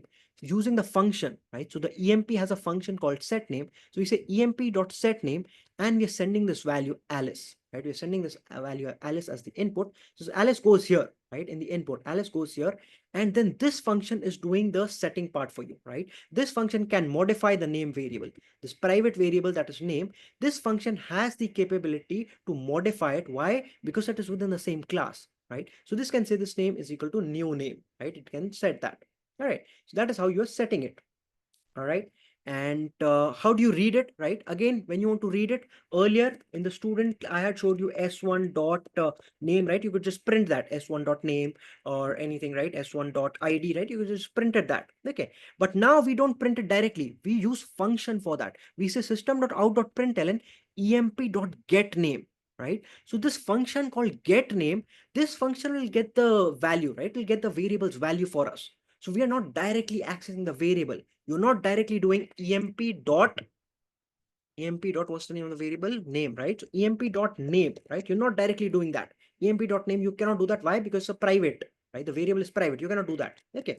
So you have to call this function called get name. What will this do? It will go here. It will call this function get name and it'll return the value, right? What is the value of the name? It will just return that. Okay. Once it returns that, then it prints it over here. Okay. So the point is, how have we encapsulated the variables are set as private. Now, if you want to set it or if you want to read a value, you do it via the function. Okay. The function is a separate function, right? You create a separate function for that. Now, the function will modify the variables. You want to get the value, the function will do it. You want to set the value, the function will do it. Okay. These are known as the getter and setter functions, just name, but that is the essence, right? That is how you're encapsulating or intertwining, right? The variables and the functions are intertwined into one unit, right? Does it make sense, right? Let me look at the Slack.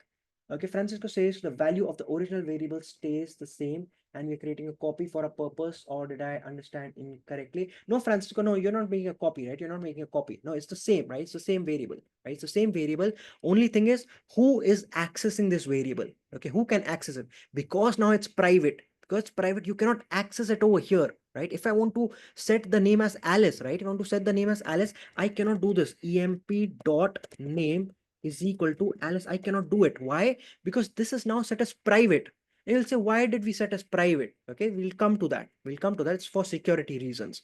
Okay, we'll read about that. It's for security. For security, we keep all variables as private. Okay, all variables is generally kept as private for security. So no one outside the class can access it. Okay, so then here I'll not be able to do this emp.name is equal to Alice. I cannot do that. Okay, then how do I set it, right? How do I set a particular name? For that, you have to create a function, right? The set name function is for that. It will take an input for you, right? So this function will take the input and this guy will set it, right? The function will do the setting for you. It'll set the name. Okay, so all you do is you call the function, right? So from here, from a public perspective or from the main function, all you do is with the function, right? You just call the function. You say emp.setName or emp.getName, right? You cannot directly access a variable. Does that make sense?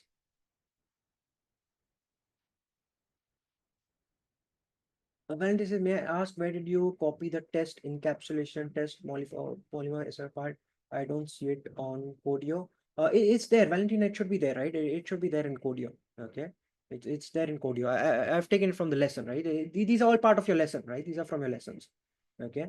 Frank says, okay, understood, right? We use it and manipulate it, but keeping it private from the outside. Exactly, Francisco, 100%, right? 100%. You keep the variables as private, okay? And only who can access it are your functions, right? So you create functions to modify it or read the variables, okay? That is what encapsulation is.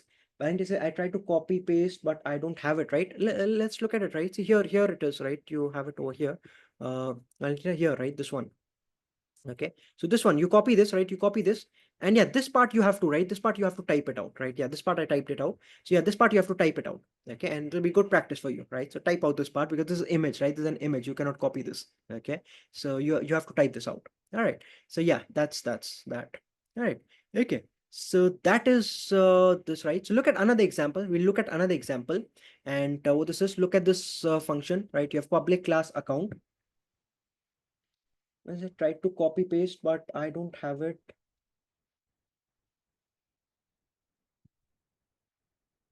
Wednesday, did you copy the class test encapsulation? No, no.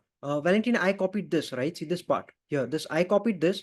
I came here to my project. I created this new file, right? Test encapsulation. I did file and new file. I created a new file, right? Here you say test encapsulation. Okay. Test encapsulation. Let's say encapsulation 2. Okay. .java, right? You have to create that file. Okay. Test encapsulation.java. And here you paste it. Okay. Here you paste it, and this is your employee, right? This is your employee part, and then you can create the main part, right? This test encapsulate public static void main. Okay, and then you can write your code. Okay.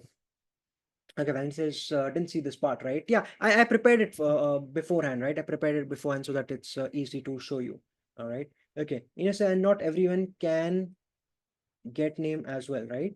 Yes, everyone can, right? Get name is this function is public, right? So the get name function is public. Okay, the get name function is public. Everyone can use this function. Okay, so using this function, you can get the name, but not directly, right? Not directly. Okay, now you might ask, what is the purpose then, right? What is the purpose? Because we are getting the name here also, we're getting the same name here also. See, the purpose is that this function, right? This function, now we can create a logic inside it. Okay, now I can have a lot of restrictions and a lot of set of different things I can do inside this function, and only then give my name. Okay, or what things I want to give, right? I can do a lot of logic inside the function. Okay, which is not possible if I make this as public, right? If I make this as public, then everything is accessible, right? This variable is accessible from outside, right? And anyone can modify it. I don't want that, right? If anyone wants to modify it, they have to come through my function, this, right? They have to come through this. They have to send their input over here to me, and then inside this function, I can put in my logic over here, right? I can write 10 lines of code and put in my logic to check whether the input that you're giving me is good, right? Is it perfectly fine, or you're trying to do some malicious activity, or what are you trying to do? I can check all that, right? I can do a lot of things on this input. I can sanitize it. Okay, and then I can save it in my variable. All right, so that's the logic, right? That's the logic. Does it make sense, Ines?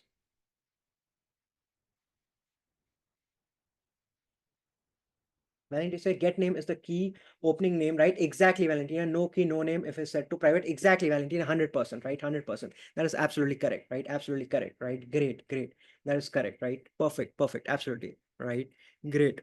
All right. Okay. Look at another example, right? Just look at another example for encapsulation. You say public class employee, right? Public class employee. And inside this class, what do I have? I have a private string name. Okay. Sorry, this is the same function. This is the same example we did, right? Look at the second example. Okay, public class account, right? Public class account is the class, and inside this, what do you have? You have a variable called balance, right? So this is a banking, right? So in a banking system where your account balance is stored. Okay, now you don't want your account balance to be public, right? Like anyone from outside of the class be able to access it. No, right? We want to have strict set of securities, so we keep it as private, right? So this variable balance is kept as private. Okay, now whenever you want to check something, you want to check the balance, you use this function get balance, right? So you just use this function get balance. It'll give you the balance, because the necessary security steps can be implemented inside this function. So you avoid directly accessing the balance variable. You don't do that. Okay. And for example, if you want to deposit some money, right? So you have a function called public void deposit, and you give an input, right? Let's say $500 is what I want to deposit. Okay. And if the amount is greater than zero, then only I'll deposit it, right? Otherwise, if it's not greater than zero, I'll not deposit it. Okay. So I can put in a lot of logics here, right? So inside my function. And that's the reason why you keep the variables as private and the functions access those, right? So functions intertwine with that. Okay. That is known as encapsulation. Okay. What is the importance? Encapsulation is the key in data protection, right? As it allows developers to set up barriers against unauthorized data access. That is the key, right? You are avoiding unauthorized data access, because now your variables, right? The data variables, they are kept as private. Okay. Now, by encapsulating the data, classes do not expose the details more than necessary to other parts of the program. So other parts of the program cannot directly access the variables, right? So you're not exposing them. Okay. So that helps in maintaining data integrity and security. And that's encapsulation. Does that make sense? Does that make sense what encapsulation is? Give me a thumbs up if encapsulation is clear. Ines says, okay, I think I get it now with this example and the logic. that could come in, right? Exactly, Ines, right? Exactly. Okay. So yeah, because inside the function you can create your logics, right? You can create your logics, which is not possible if you make this as public, right? If you make this public, then you cannot restrict, right? You cannot have those restrictions. But once this is private, right? Now your restrictions can be put here, right? Inside this, you can write lines of code of restrictions over here, right? 10 lines of code of restrictions over here, okay? To restrict what we can do with this particular variable. Same thing over here, right? You can have the 10 lines of code. Okay, and that is what encapsulation means, right? Intertwining the variables and your functions together. Okay, Francis gives a thumbs up, right? Binu gives a thumbs up. Others, is it clear, right? Is it clear? Encapsulation, in the very essence of it, it's just combine your variables and your functions. Okay, create the variable as private, and your functions are the ones who will access it. Any modification, any setting or reading, whatever you want to do with the variable, the function will do it. You will not directly do it, right? That is the thing. All right. Okay, awesome, perfect, right? All right. Now let's move on to the fourth pillar, right? And we have our fourth pillar of object-oriented programming, right? That is known as abstraction. Okay. Now abstraction is what? Abstraction is one of the fundamental principles of object-oriented programming. It focuses on exposing only the essential features of object while hiding complex implementation details. Okay. Abstraction means what?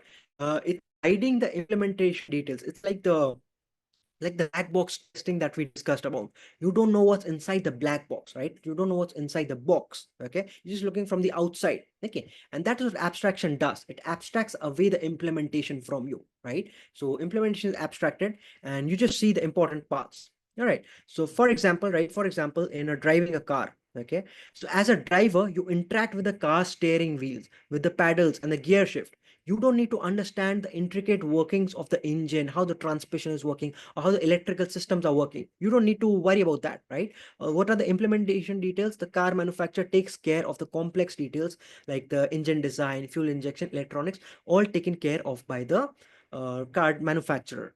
All right. Same thing in a smartphone, right? Users interact with the smartphone through the touch screen and applications. They do not need to know how the phone processes the data internally, right? What is happening internally? You're not worried with that, right? So that is abstraction.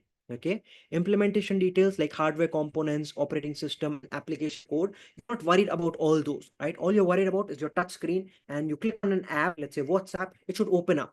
Okay, how it's doing it internally, that's not for you to worry about, right? That is abstraction. Abstracting with the logic from the implementation, right? That is abstraction.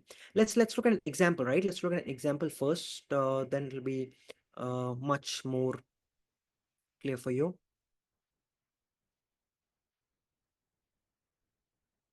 Okay, look at this, right? Now, what we do is we say abstract, right? So instead of saying a class, right? Instead of saying class animal, now we are saying what? We are saying abstract class animal, okay? So this class animal, we are declaring it as an abstract class. I'm saying this class animal is an abstract class, okay? What does that mean?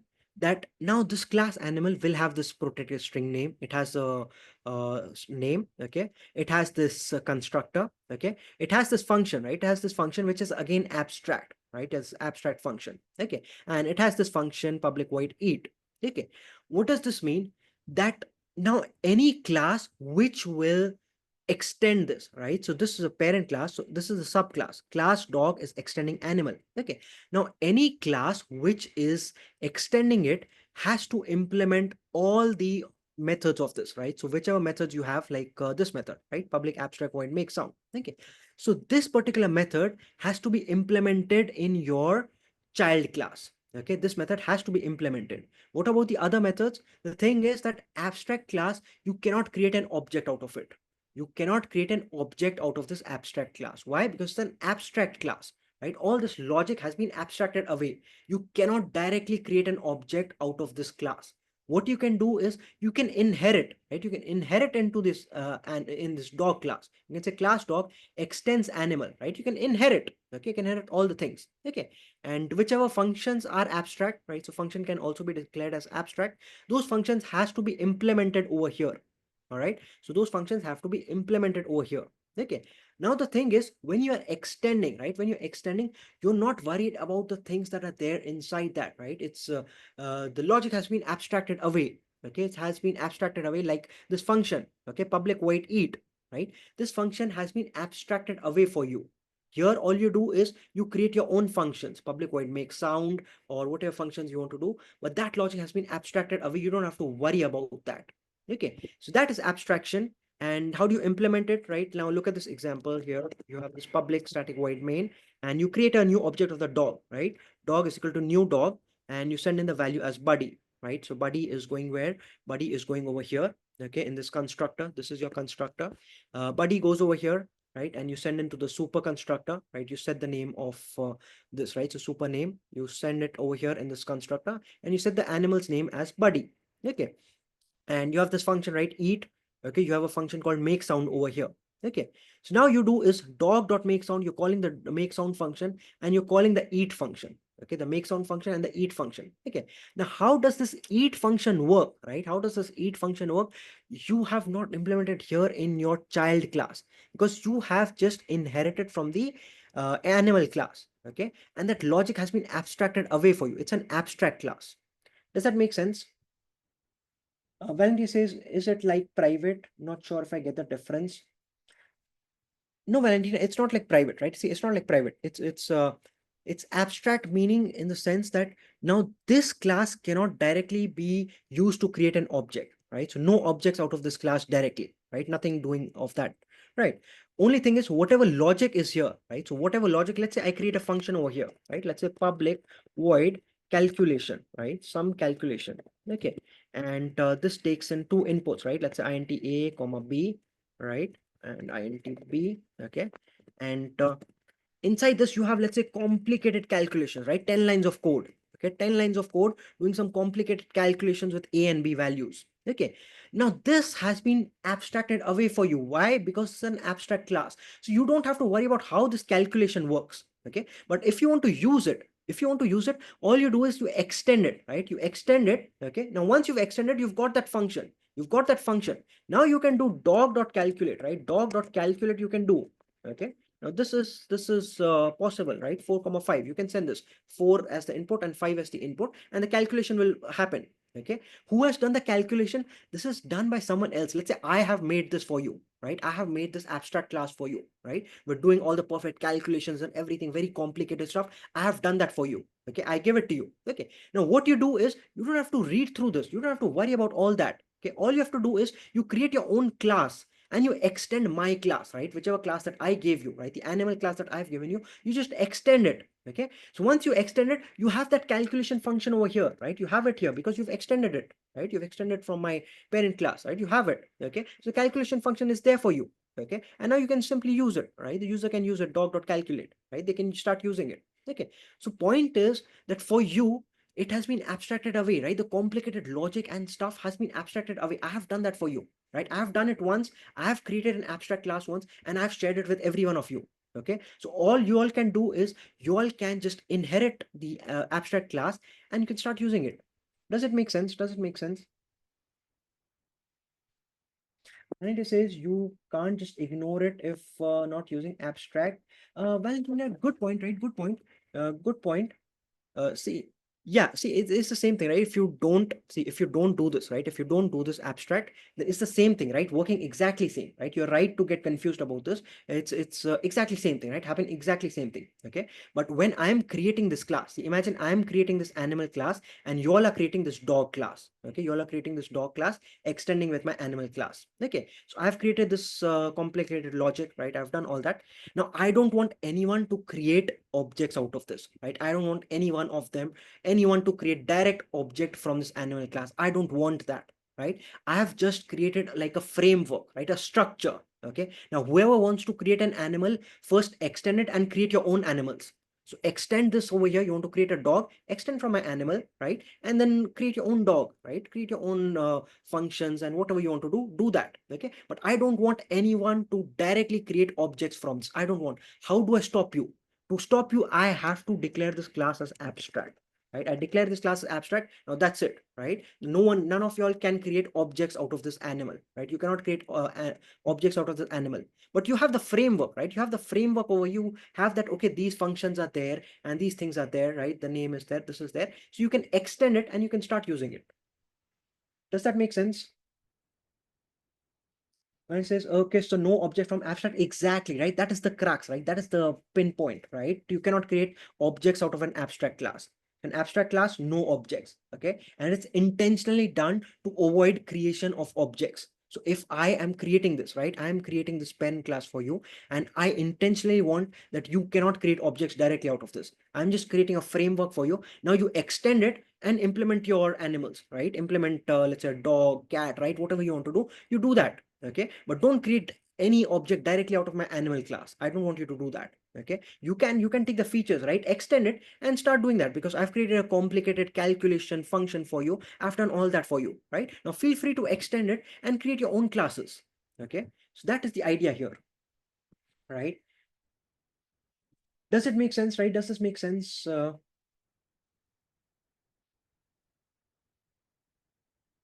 Venus, this example does have inheritance, polymorphism, abstraction, right? Absolutely, right? Absolutely, absolutely. We know, yeah, yeah, exactly, right? Exactly, because those are the pillars, right? Those are the things in object-oriented programming, right? So you'll see all those coming here and there in this, right? And just for the abstract part, abstract is just to avoid the complexities, right? So these complexities I have avoided for you, right? All you need to do is the main thing is that you cannot create objects out of it. All right. Okay. So here you see, right? An object class cannot be instantiated directly, right? You cannot create objects out of it directly. Okay. It may contain abstract methods without a body that must be implemented by a subclass. Okay. Look at this, right? Look at this function, right? So I have, right, when I'm creating this animal class, I've created a function also, right? I've created a function called make sound that is also abstract, right? Make sound function is also abstract, and I've not created any body of this, right? There's no body, okay? What does that mean? That when you are extending it, you have to implement this. You have to create a body for a make sound function. You have to do that. You cannot leave it, okay? Why? Because it's an abstract function. I have created like that, right? I've created that whoever is trying to extend my animal class, they have to implement this make sound function also. Create your own make sound function, but you have to create that because I have set it as abstract method. Okay, so whichever methods I keep as abstract, you have to implement those in your class. All right, so that is about the abstract methods, and it can also have concrete methods, right? Methods with a body. So those are concrete methods. Okay, and this is the example, right? The same example that I showed you.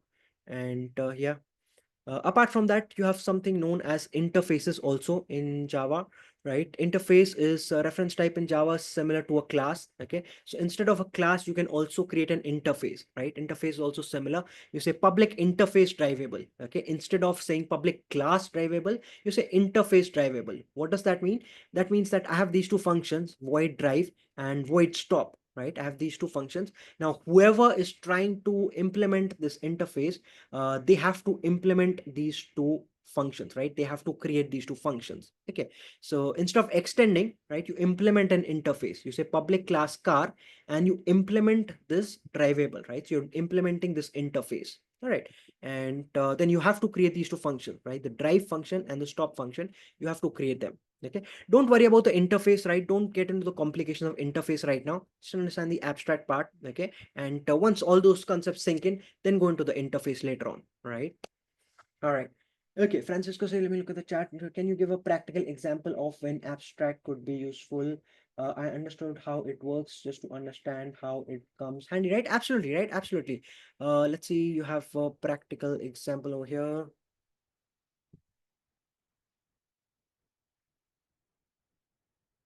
Okay, not here, right? See, but generally what happens is, let's say I'm building an Android application. Okay, let's say I'm building an Android application, and in that I have certain parts.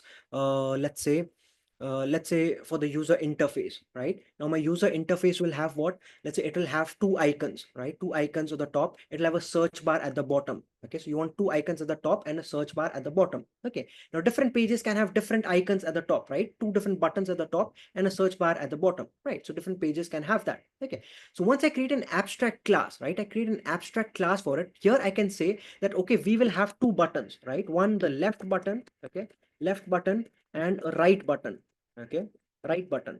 Okay, right, you need to have these two, one left button, one right button, and a search bar. Okay, a search bar.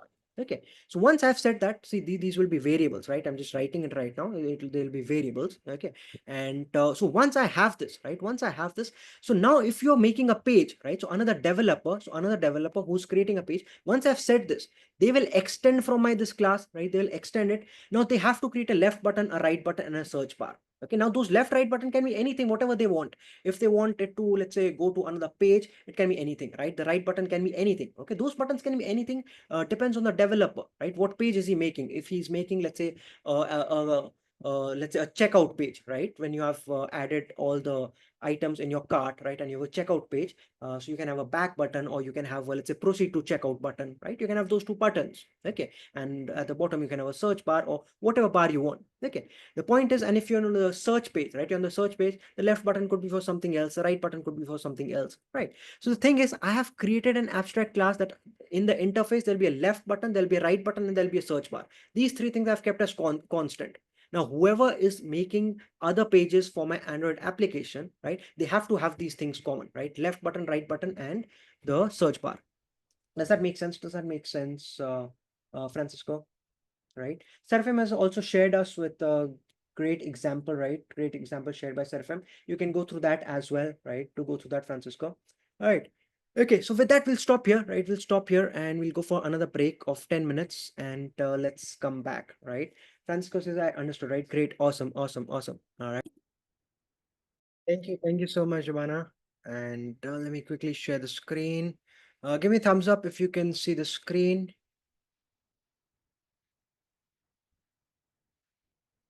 Okay, Ines gives a thumbs up, right? Great, awesome, awesome. All right, okay. So now we'll move to the lab exercise, right? I want to move to the lab exercise before uh moving to the advanced exceptional handling, because lab is in continuation to what we are doing, right? And then we'll move to the exceptional handling part. Okay. So now in this lab exercise, what do we do? What do we have? Uh, don't look at the main part, right? Don't look at the above part first, right? That's the implementation. This is where we do the implementation, right? We have the public static void main over here. That's at the last, right? Once you do the implementation. Okay. So look at this, right? Look at this. What we have here is a class called vehicle. Okay. We have a class called vehicle starting from here to here. All right. And this will be our parent class. So we'll try to do the inheritance. Okay. The exercise is trying to do the inheritance, and you have the parent class over here. Okay. Let's look at the instructions, right? Look at the instructions. First is create a vehicle class that we have, right? We have the vehicle class from here to here. Okay. So first we are trying to create that. Okay. Then it says add private attributes, make, model, and year. Okay. Add the private attributes, make, model, and year. Somewhat similar to what we saw. All right. So here we can add private, right? So you say private, okay, private make. Okay. Make will be of what type? It will be of string type. Okay. So private string make. All right. And then again, you have private string, say private, sorry, private string, and we want model, right? Model is also string type. Okay. And then you want private integer,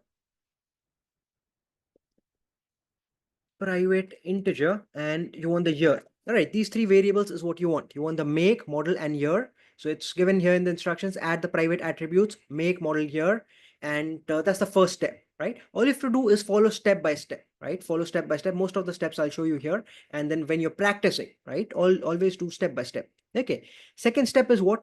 Add a constructor to initialize these attributes. These attributes are what? The make, model, and year. Okay. Now you add a constructor to initialize the values. Okay. Constructor does what? Like I told you in the beginning, it initializes these values. Okay. So here we have the constructor. Don't get confused by the green things, right? These are comments. Okay. The double slash we did in programming fundamentals part 1, double slash are comments, right? They're just for readability. Okay. You can ignore that. That's not part of the Java code. Okay. What's part of the Java code is this, right? Public vehicle. Okay. This is a constructor. How do I know it's a constructor? Because the name of the function, right? This is vehicle. Name of the class is also vehicle, right? Same. Therefore, it's a constructor. Okay. Input giving to the constructor is what? The make, the model, and the year. All right. Now inside this, I need to initialize what? I need to initialize these attributes. I said this dot make, right? This dot make means what? This make. Okay. And let me change this, right? The input, change it as M. Okay. And keep this as MO, and keep this as YR, right? So it does not create confusion for you, right? This is this dot make, right? This dot make means what? The make attribute, right? The make attribute is equal to what? Is equal to M. What is M? M is the input that you're getting from the constructor, right? Whoever's creating the object, they will be sending something over here to M, right? And whatever value they're sending as M over here, I will set that is equal to my make. Okay, that is over here, right? Same thing I do for MO, right? This dot model, right? This dot model. So my model value is equal to what? MO. So whoever's sending from the constructor the MO value, I'm setting that as the model. Okay. Same thing for the year. Okay. This dot year is equal to what? YR. Okay. So YR is what you're getting from the input, and this dot year is the value for the year. All right. Okay. Awesome. Now what you do is, what is the next step? You add a display info method to print the vehicle's details. Okay, so this is the display info method, right? This is the display info method we have here, and you print the details over here. How do you print the details? You just say system.out.println, and you say, let's say the output is make is, right? Make is what? Plus make. Okay, that is the make. And I can simply copy this, right? Just for speed, and I can say the model, right? Model is what? Model is this plus model. All right. And the same thing I can do for year, right? Year is what? I can say year is year. All right, so this is my function display info, right? So display info function, and I'm just printing the details. All right, is this clear, right? This vehicle class is clear. Anyone, any doubts with this vehicle class? We have a vehicle class here. We have three private attributes, right? One is for make, one is for model, one is for year. We have a constructor class, which is initializing the values, whatever values we get at the time of the construction of this class. Okay, we'll get those values and we're setting it over here. Okay, and then we have a display function, right? Display info function, which is just displaying the values, right? The make, model, and year. All right. Okay, I see thumbs up, right? Great, awesome, awesome, perfect. Okay, now we define, right? Stephen says the print can also be done in one line, right? Yeah, exactly, right, Stephen? Yes, yes, right. You could have done it in one line. Absolutely, absolutely fine. Okay, absolutely fine. No issues with that. I'm just keeping it so that it's easier to read, right? Otherwise, I'll have to scroll left, right, and readability is affected. Okay, it can be done in one line or multiple lines. All right.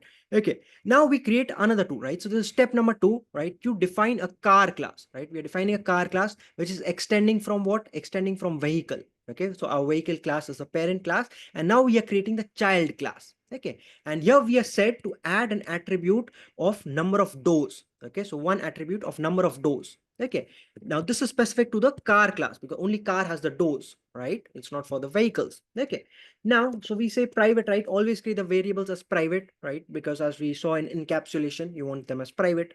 Okay, so say private, and I say number of doors, right? Private integer, right? You want private integer number of doors, right? Number of doors. Okay, now that's your variable that you've created. Okay, again the same thing. You have a constructor for this car, right? You have this constructor for this car class. Now, how do you set the values, right? The input you're getting as make, model, and year. Okay, and number of doors is also there. So these four inputs is what you're getting in the car. Okay, now you have to call the super class of the constructor, right? So the parent class, the constructor of the parent class. How do you call the constructor of the parent class? By this keyword super. You say super. Okay, and over there, what do you need to send? You want to send these three: make, model, and year, because the vehicle needs these three things, right? Make, model, year. So you send in make, you send in model, you send in year. Okay, these three things you send to the super class, right? Super is what? The parent. Okay, and for this particular, right, for the car class, for the child, right, what you do is you say this dot number of doors, right? Number of doors is equal to what? Whatever input value you get from here, right? That is num doors. Okay, this num doors. All right, so this is the constructor of the car class. Okay, the constructor of the car class. Right. Now, if you want to display the information of the car class, what do we do? I want to display the information of the car class. What do I do? One thing that I can do is I can call super dot, and you can call the display info function of the super class, right? Super dot display info. Okay. This will display you the information from the parent class, right? And what is that information? The information is of the make, the model, and the year. So all these information has been displayed. Okay. Additionally, what I have to display? I have to display the number of doors. So I'll say system.out.println, and I need to display number of doors, right? Number of doors is this, right? Num doors. All right. So this is my child class. What is the child class doing? The child class is called car. It has an attribute number of doors, okay, and it is extending the vehicle class. So vehicle class needs three things, right? It needs the make, model, and year. So you're sending those using the super constructor, right? So super means call the constructor of your parent class. You send the make, model, year, you set those values, and here in this particular class, in the child class, you set the number of doors, right? This number of doors is equal to number of doors, right?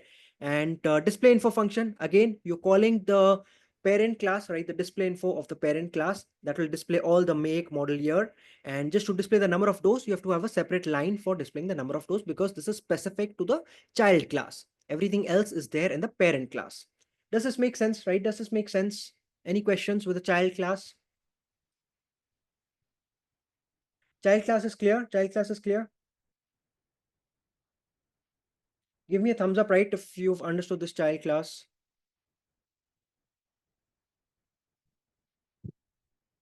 Valentina says just a question, right? Yeah, sure, sure, sure, Valentina. Yeah, yeah.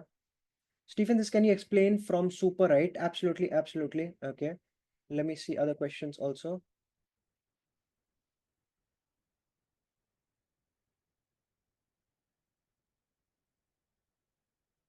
Valentina says in car, don't you have to copy same MO year? No, no, no, no. Valentina, it's see these are variables, right? These are variables, okay? And this can be anything, right? You can keep this MO, right? You can keep this anything, right? I can have this as MA, okay? I can have this as MO, right? Or MM, right? This can be anything, okay? Only thing is this you are using over here, right? So if this is MA, then you need to use this as MA, okay? This MA is what you're getting from the input. That is what you need to send, okay? This is, if this is you need to send this as okay? So whatever you get here, you need to send that. All right, same thing here, right? Look at here, whatever I'm getting, right? What I'm getting, I'm just using that, okay? If I'm getting I'm using okay? If I'm getting I'm using mo, okay? If I'm getting I'm using okay? So whatever you're getting, right, whatever you're getting, you just use that. So whatever's the name over here, you just use that. All right, okay? So if this was make, right, if this model year, then you use that make, model, year. All right, okay, let me see the Slack once again.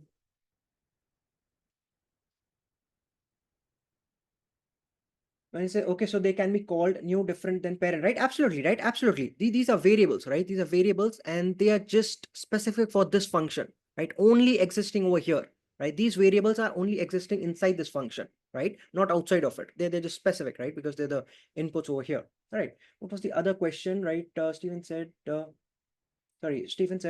from the super, right? Super, right? Yeah. Okay. See, super is doing what?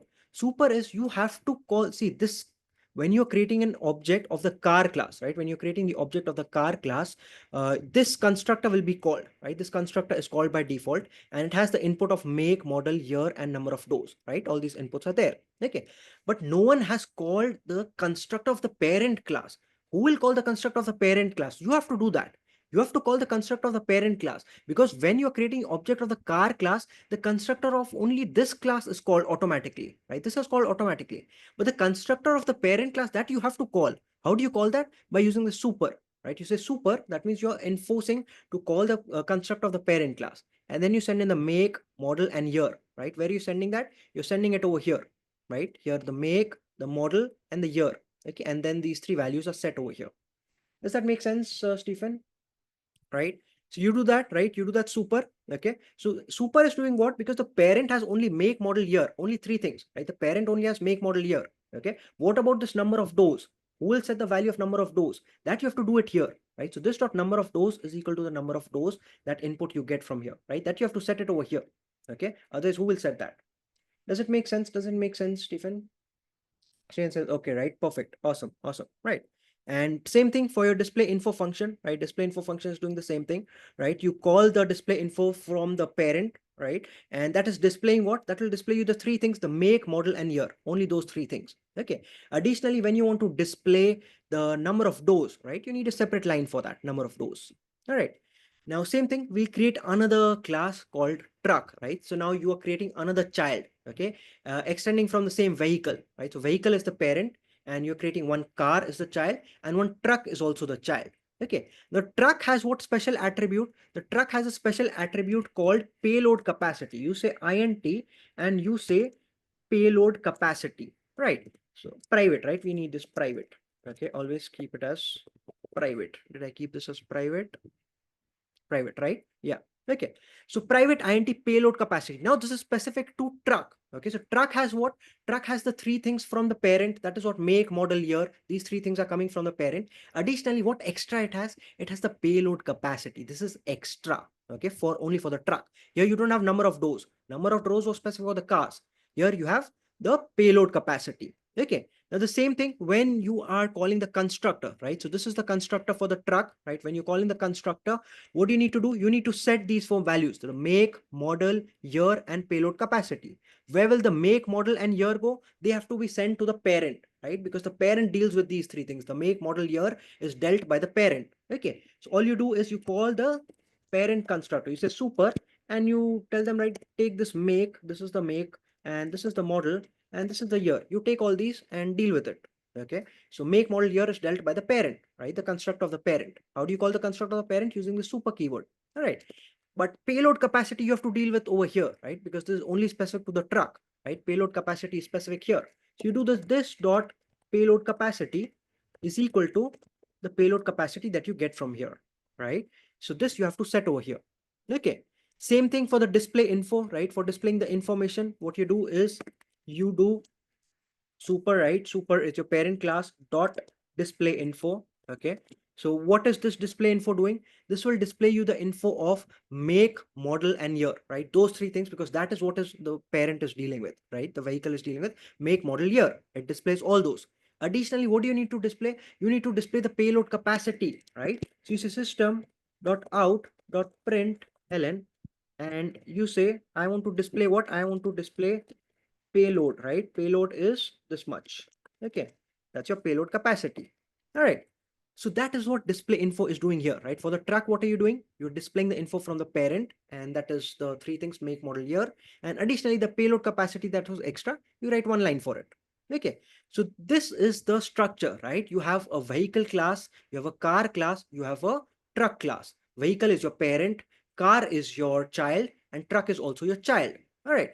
Now come back to your main, right? This is your public class main and public static void main. Okay. Now here what is happening? We create objects, right? We create objects over here. So first object I create is car. Okay. I say vehicle my car is equal to new car. And in this I send Ford, Fusion, 2020 and Ford. So Ford is the maker, Fusion is the model, 2020 is the year, and 4 is the number of doors. So these are sent where? When you're calling the car class, right? The construct of the car class. Where is the construct of the car class? Here, right? You're sending this over here. Okay. Once this is called, what will this do? This will call the construct of the super class, right? The make, model, year is set at the parent class, and number of doors is set over here, right? So that is what is happening in your car. Okay. So vehicle my car equal to new car. This is where you're calling the, where you are creating the object, right? Same thing you're doing for the truck, right? You create a new object for the truck, and you're sending these values, right? Dodge Ram 2015 2000. Okay. And now you're calling the display info functions. You say my car dot display info, my truck dot display info.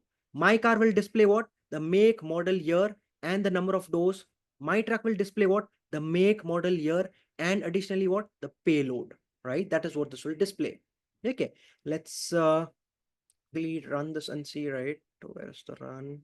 Does it make sense, right? Does it make sense? Tell me any doubts, any questions. Let me look at the Slack. Is this clear?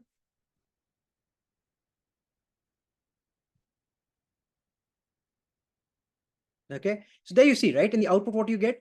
Make is Ford, right? Model is Fusion. Year is 2020. Number of doors is 4, right? So this 4 is part of what? This 4 is coming from your car object, right? This part, car.display info is giving me these 4 highlighted output. Okay. These 4 highlighted output coming from my car.display info. The remaining 4 is coming from my truck.display info. Okay. And in these, if you see, make, model, year is common, right? Here also you have make, model, year, right? These three things are common. So they have been made to the parent, right? They've been made to the parent class. So that is the idea over here, right? So good exercise, right? Now try, do it when you get time, right? Practice this, and good lab exercise, right? Very good for practice. Okay. That's about this lab exercise. All right. Okay. Now let's go to the advanced exceptional handling, right? Advanced exceptional handling. And before going into this, see, we'll do something about the throws, right? So throws is a new keyword that you'll be dealing with. And before that, I quickly want you to just recall what we did last time, right?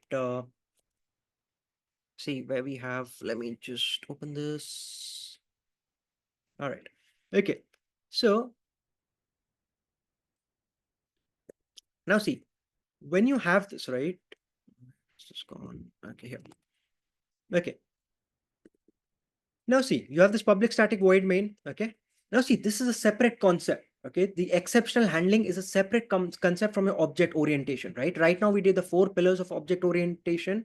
You had the inheritance, polymorphism, encapsulation, abstraction, right? Those are 4 pillars. Object oriented. Okay. Now the separate concept called exceptional handling. Okay, sometimes in programs you have exceptions that we discussed about last time. Okay, so in that you have this try catch block. You do this try and you try some piece of code over here, right? You try to do some piece of code over here. Let's say you try to do int result is equal to a divided by 0, right? You're trying to do this. Okay, but this will give an exception. Or you try to do a divided by b, where a and b are both coming from the user. Now the user can give any value of a, any value of b, right? They can give any value. If you don't have this try catch block, right? If you don't have this try catch block, then the program will crash, right? The program will crash. So let's say if I don't have this try, right? If I don't have this try, and if I don't have this catch block, okay, this program will crash if the input of A and B are coming from the user, and the user gives me a value of 0 for B. Okay, so user gives 5 for A, 0 for B, the program will crash and it will give you an unexpected error and the application crashes. Okay, you don't want that. You want to avoid that, right? If you want to avoid that, you encompass this into a try catch block.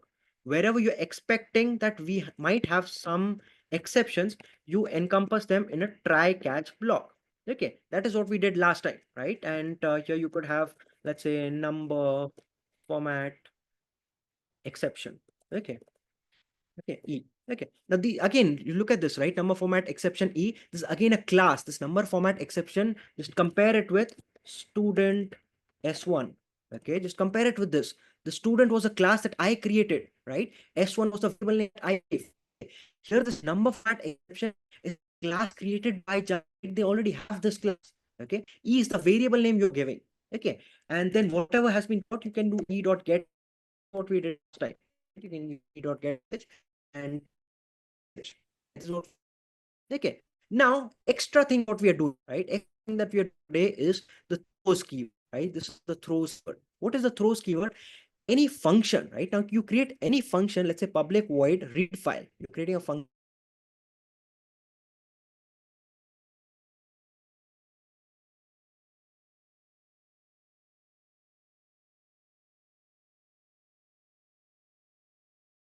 input output exception. Okay, so you can say that this function throws input output exception.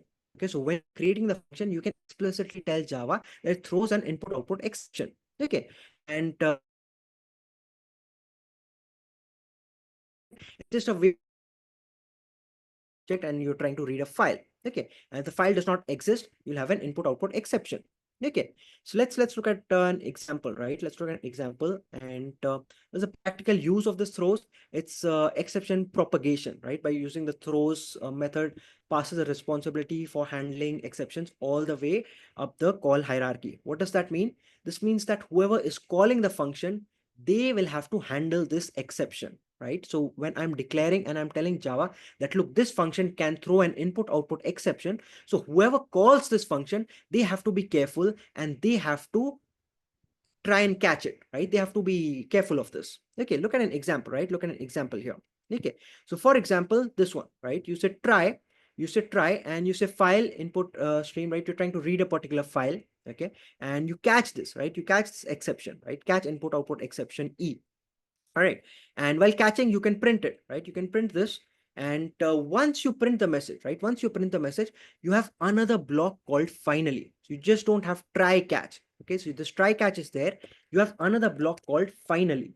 Okay, and this finally is where you try to do any execution that you want to do, right? So for example, let's say if we are connecting to an SQL database, okay, you've connected to an SQL database, and sometimes you're trying, right? You'll do it in a try catch block. Okay, and if it does not happen, right, if some exception has occurred or something happens, right, then what you want to do in the finally, right, in the finally part, you want to execute some code which will terminate the connection with the SQL. Otherwise that connection will remain hanging. You don't want that connection to remain hanging, right? You want to terminate it. Okay, or for example over here, right, if the file is not found, you want to close the file. You don't want to keep the connection with the file open, you just want to close it. Okay, so finally block is the block which will definitely be executed. So even if you get an exception over here or something gets hanged up over here, this finally block will definitely be executed. So Java will not avoid your finally block.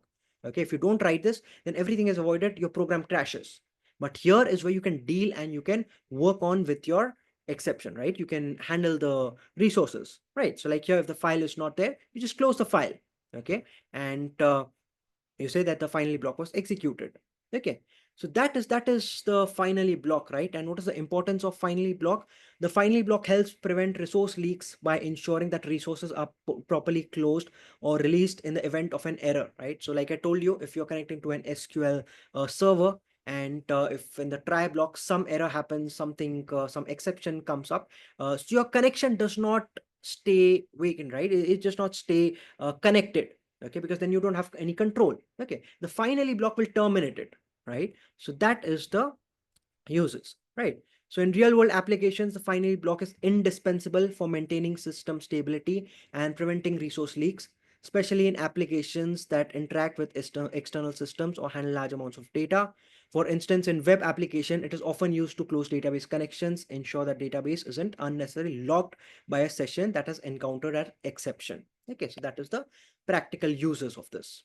All right. Okay, now you have something known as custom exceptions also.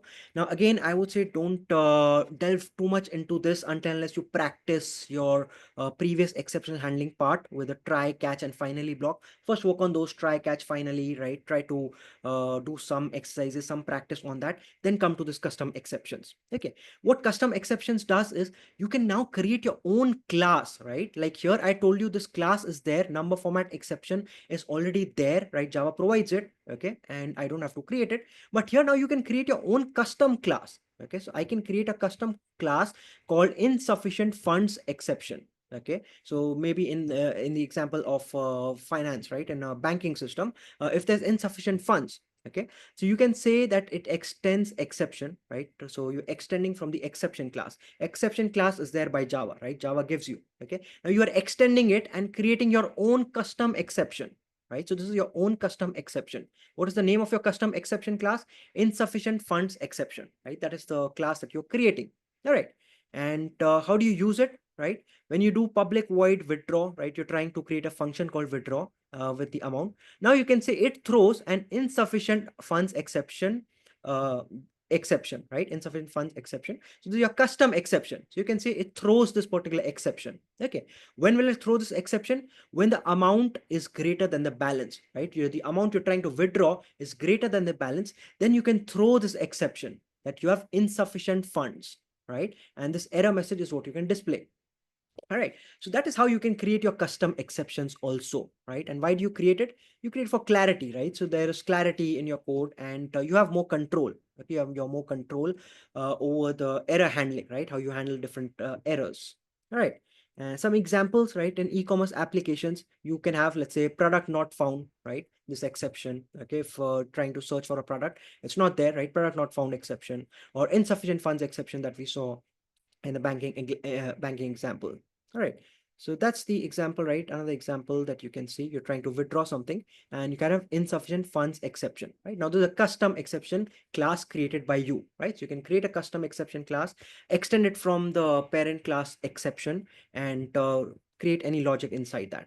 All right, so that is about this, right? But again, I would advise first go through the try, catch, finally block, right? Do some practice questions on those, and then you can come back to custom exceptions. Okay, otherwise don't deal with custom exceptions before that. All right, okay, let's move to the knowledge check, right? Quickly look at the knowledge check. What does it mean for a class to inherit from another class in Java? Okay, so you're inheriting from another class in Java. What does it mean? The class copies all methods from another class. The class removes methods from another class. The class extends another method class adopting its attributes, or the class overrides all methods of another class. What does it do? A, B, C, D. Ina says C, Stephen says C, right? C is what the class extends another class adopting its attributes and methods. Absolutely correct, right? This looks correct, right? Absolutely correct. Perfect. Okay. Question number 2, right? Which scenario is an example of using an inheritance? Okay, which of these examples is using an inheritance? A vehicle class has the subclass car and bicycle, each with additional attributes. Two classes operate independently without sharing properties. A class uses interfaces to manage multiple inheritance, or all methods in a class are declared as static, right? Which of these is showing you inheritance? A, B, C, D, which one is showing you inheritance, right? A, right? A is correct, right? A is correct. A vehicle class, like we saw in our example, right? It has subclass car and bicycle. That is doing inheritance, right? Absolutely perfect, right? Absolutely perfect. Okay. What is polymorphism in the context of Java programming, right? What is polymorphism? Is it changing the behavior of an operator depending on its operands, allowing a single function to be used for different data types, enabling one interface to be used for general class of actions, or the ability of different classes to implement methods with the same name but different actions? A, B, C, D, which one? Jira says D, right? Ina says D, right? Stephen says D. D is absolutely correct, right? Absolutely correct, right? Ability of different classes to implement methods with the same name but with different actions, right? So your parent class has the same name function, your child class has the same name function, but they are both acting differently, right? So that is absolutely correct. Okay, 4, what does it mean to override a method in Java, right? Method override, what does it mean? To change the method's return type, to provide a different body that replaces the superclasses method, to increase the visibility of the inherited method, or to decrease the parameters of the original method, right? Which of these is override? Venus says B, Valentina says B, right? Ina says B, to provide different method body that replaces super classes method. Absolutely correct, right? Absolutely correct, right? You're providing a custom own body, right? So that you're overriding the from the parent, right? Absolutely correct. Okay. So instructions, right? Place the snippets in the correct order of ensure the file is open, potential errors. Okay. So we have this try catch block, right? Make sure to handle the possible input output exception thrown by the file. Okay. Now this is drag and drop, right? You need to drag and drop here, right? And which part comes first, like this and that. You need to drag and drop. And this is for the try catch, right? So I'll leave this, right? I'll leave this for you to do that, right? Yeah, try will come first, right? Bino, absolutely correct, right? Absolutely correct. I'll leave this, right? I'll leave this question for you all to do this, okay? Drag and drop and do this and check it when you have when you're going through this exercise. All right. Okay. So this is the try catch. If the first one, right, I'll show you the first one. Okay, you start with try and you try this part, right? You're trying the input stream, right? And then catch and work on the others, right? I'll not show you the entire thing, right? I want you to work on this, right? I want you to work on this because it's a try catch, right? Try catch, something to work on. All right. Okay. Let's now move on to the key takeaways, right? So the key takeaways is in this one, right? We know classes act as blueprints for creating objects, right? Which are instances of the classes, which we revised again in the beginning of the class today, right? What is a class? What is an object? And then we did the four pillars of the object-oriented programming. Inheritance, which enables a new class to inherit properties and methods from an existing class. Polymorphism allows methods to perform different operations based on the object. Encapsulation protects the data within a class from outside inference, and effective use of try, catch, finally, throws, and custom exception gives you a robust error handling resource management. Okay, so these were the key takeaways from today's lesson, and you have the self check, put in the number that you find appropriate. All right, okay, now we'll move to the Kahoot, right? And start the Kahoot. Let me start the Kahoot and let's see. Okay. Uh, let me just begin this and share the pin with you all. And who was the defending champion for us? Who was the defending champion?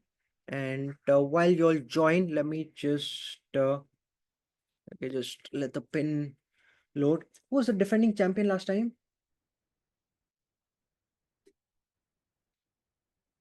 Okay, and let me share the screen again with the sound, right?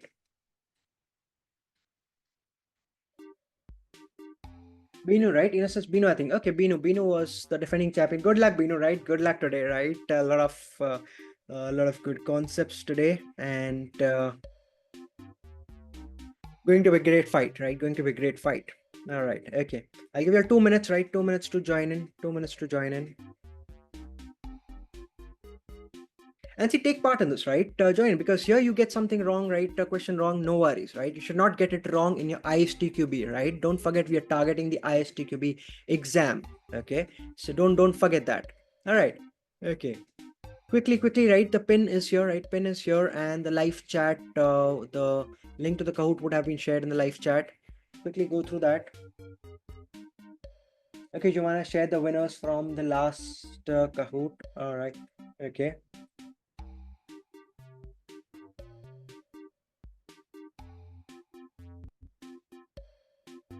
Who was that? Okay, Binu was first, right? Binu was first. All right. Okay, Theodore was second, and Insa was third. All right. All right. Okay. Let's see what happens today.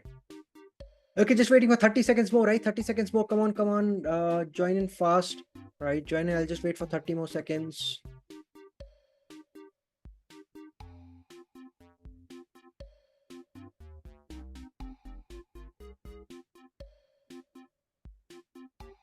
Quickly, 10 more seconds, right? 10 more seconds.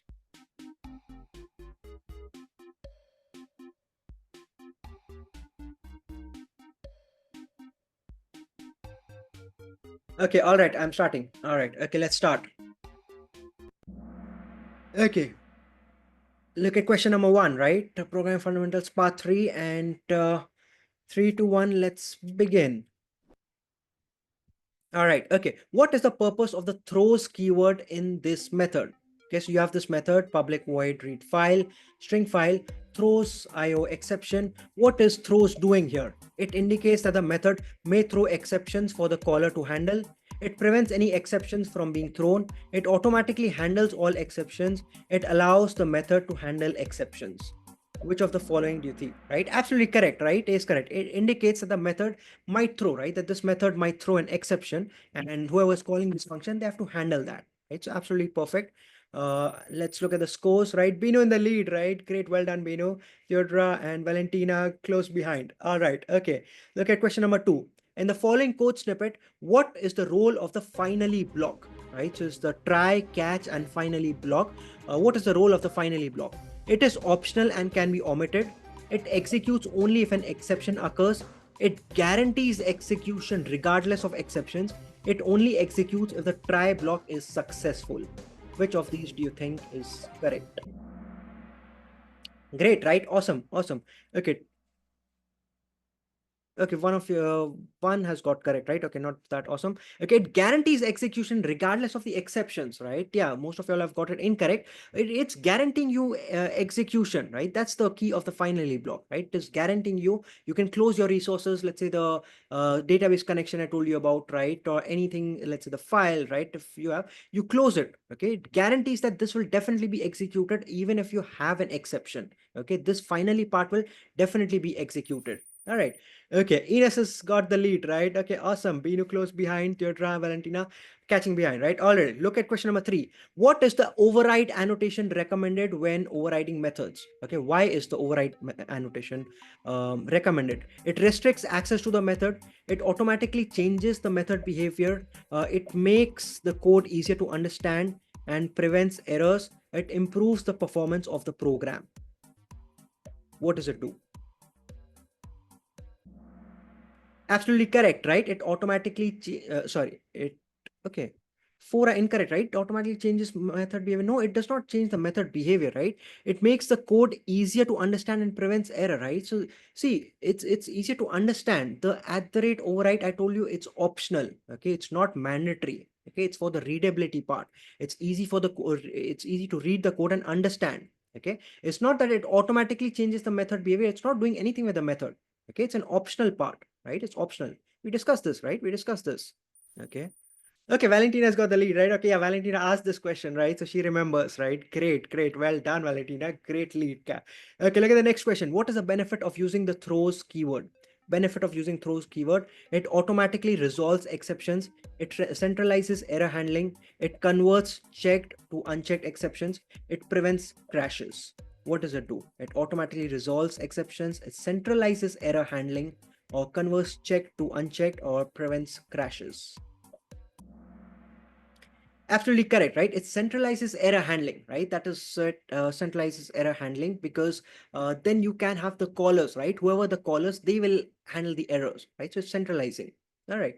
So yes, centralization is correct. Okay, Valentina still in the lead. Ines close behind. Theodora also close behind, right? All right. Okay. Which object-oriented programming principle is demonstrated in the following code? So in this following code, what object-oriented programming principle is demonstrated? You have a class animal, you have a class dog, extending animal, you have a sound function, you have a sound function here, right? What is being demonstrated over here? Okay, polymorphism, inheritance, encapsulation, abstraction. Okay, the specific one, right? The specific one. Okay, inheritance, right? See, a lot of y'all have got inheritance, but it's specifically looking at polymorphism, right? It's looking at polymorphism. Yes, inheritance was also there, right? That is true, but specifically looking at polymorphism because of the function, right? You have the two functions over there. Okay. So yeah, okay, this is uh, close call, right? Close call, but yeah, it was specifically looking at polymorphism, right? Because of the functions that had showed. All right. Okay, never mind, right? Look at the next one. What is the purpose of using getters and setters in a class? You're using getters and setters in a class.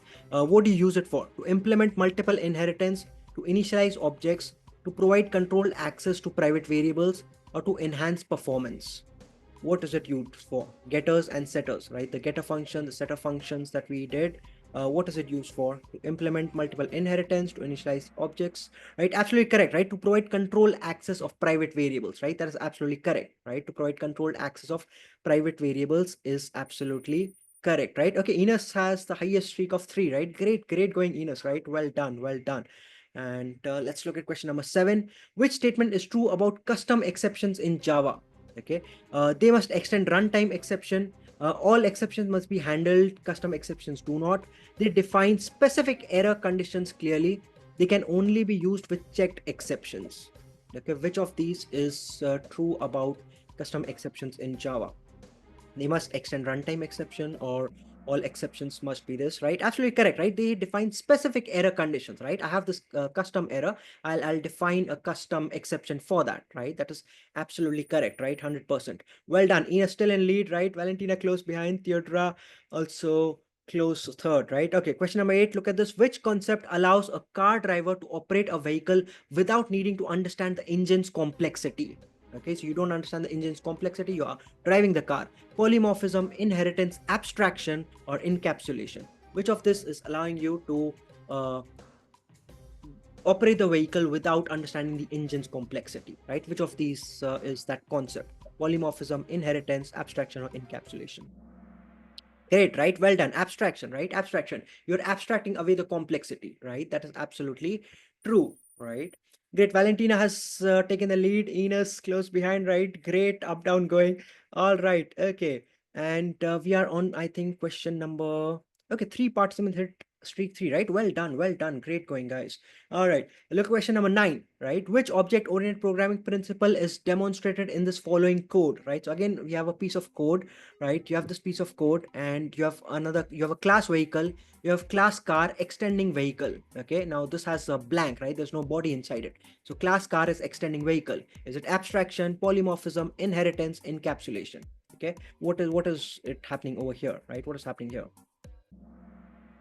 Okay, great. All right. Okay, inheritance, right? See, now, yeah, now you have inheritance, right? Because you have the extends only, and the body is blank, right? The body is blank. In the earlier example that you saw, in the body you had the functions, right? You had the sound function. Both the parent and the child both had the sound function. So that was the polymorphism part they were looking at. Okay, and here you don't have anything in the body, right? So it is the inheritance part that was being looked at. Okay. All right. Okay. No worries. Ines is in the lead. Valentina second. Theodora is third, close behind. All right. Last question, right? Last question. Okay. Whoever gets this gets this. Okay. All right. Look at question number 10. When should you use a finally block? When should you use a finally block? To handle specific exceptions, to run code if an exception occurs, to create custom exceptions, or to ensure resources are cleaned up, right? To ensure resources are cleaned up, to create custom exceptions, to run code if an exception occurs, or to handle specific exceptions, right? So what is the purpose of the finally block? All right, great. Well done, right? To ensure resources are cleaned up, right? That is the purpose, right? That is the purpose of the finally block. You ensure that your resources are cleaned up. Great. Well done. Well done. All right. Okay. So let's look at the final podium. And at 3, we have Theodora. Well done, Theodora. At number 2, we have Valentina. Great. Well done, Valentina. And first we have is Enos, right? Congratulations. Congratulations. Well done and great.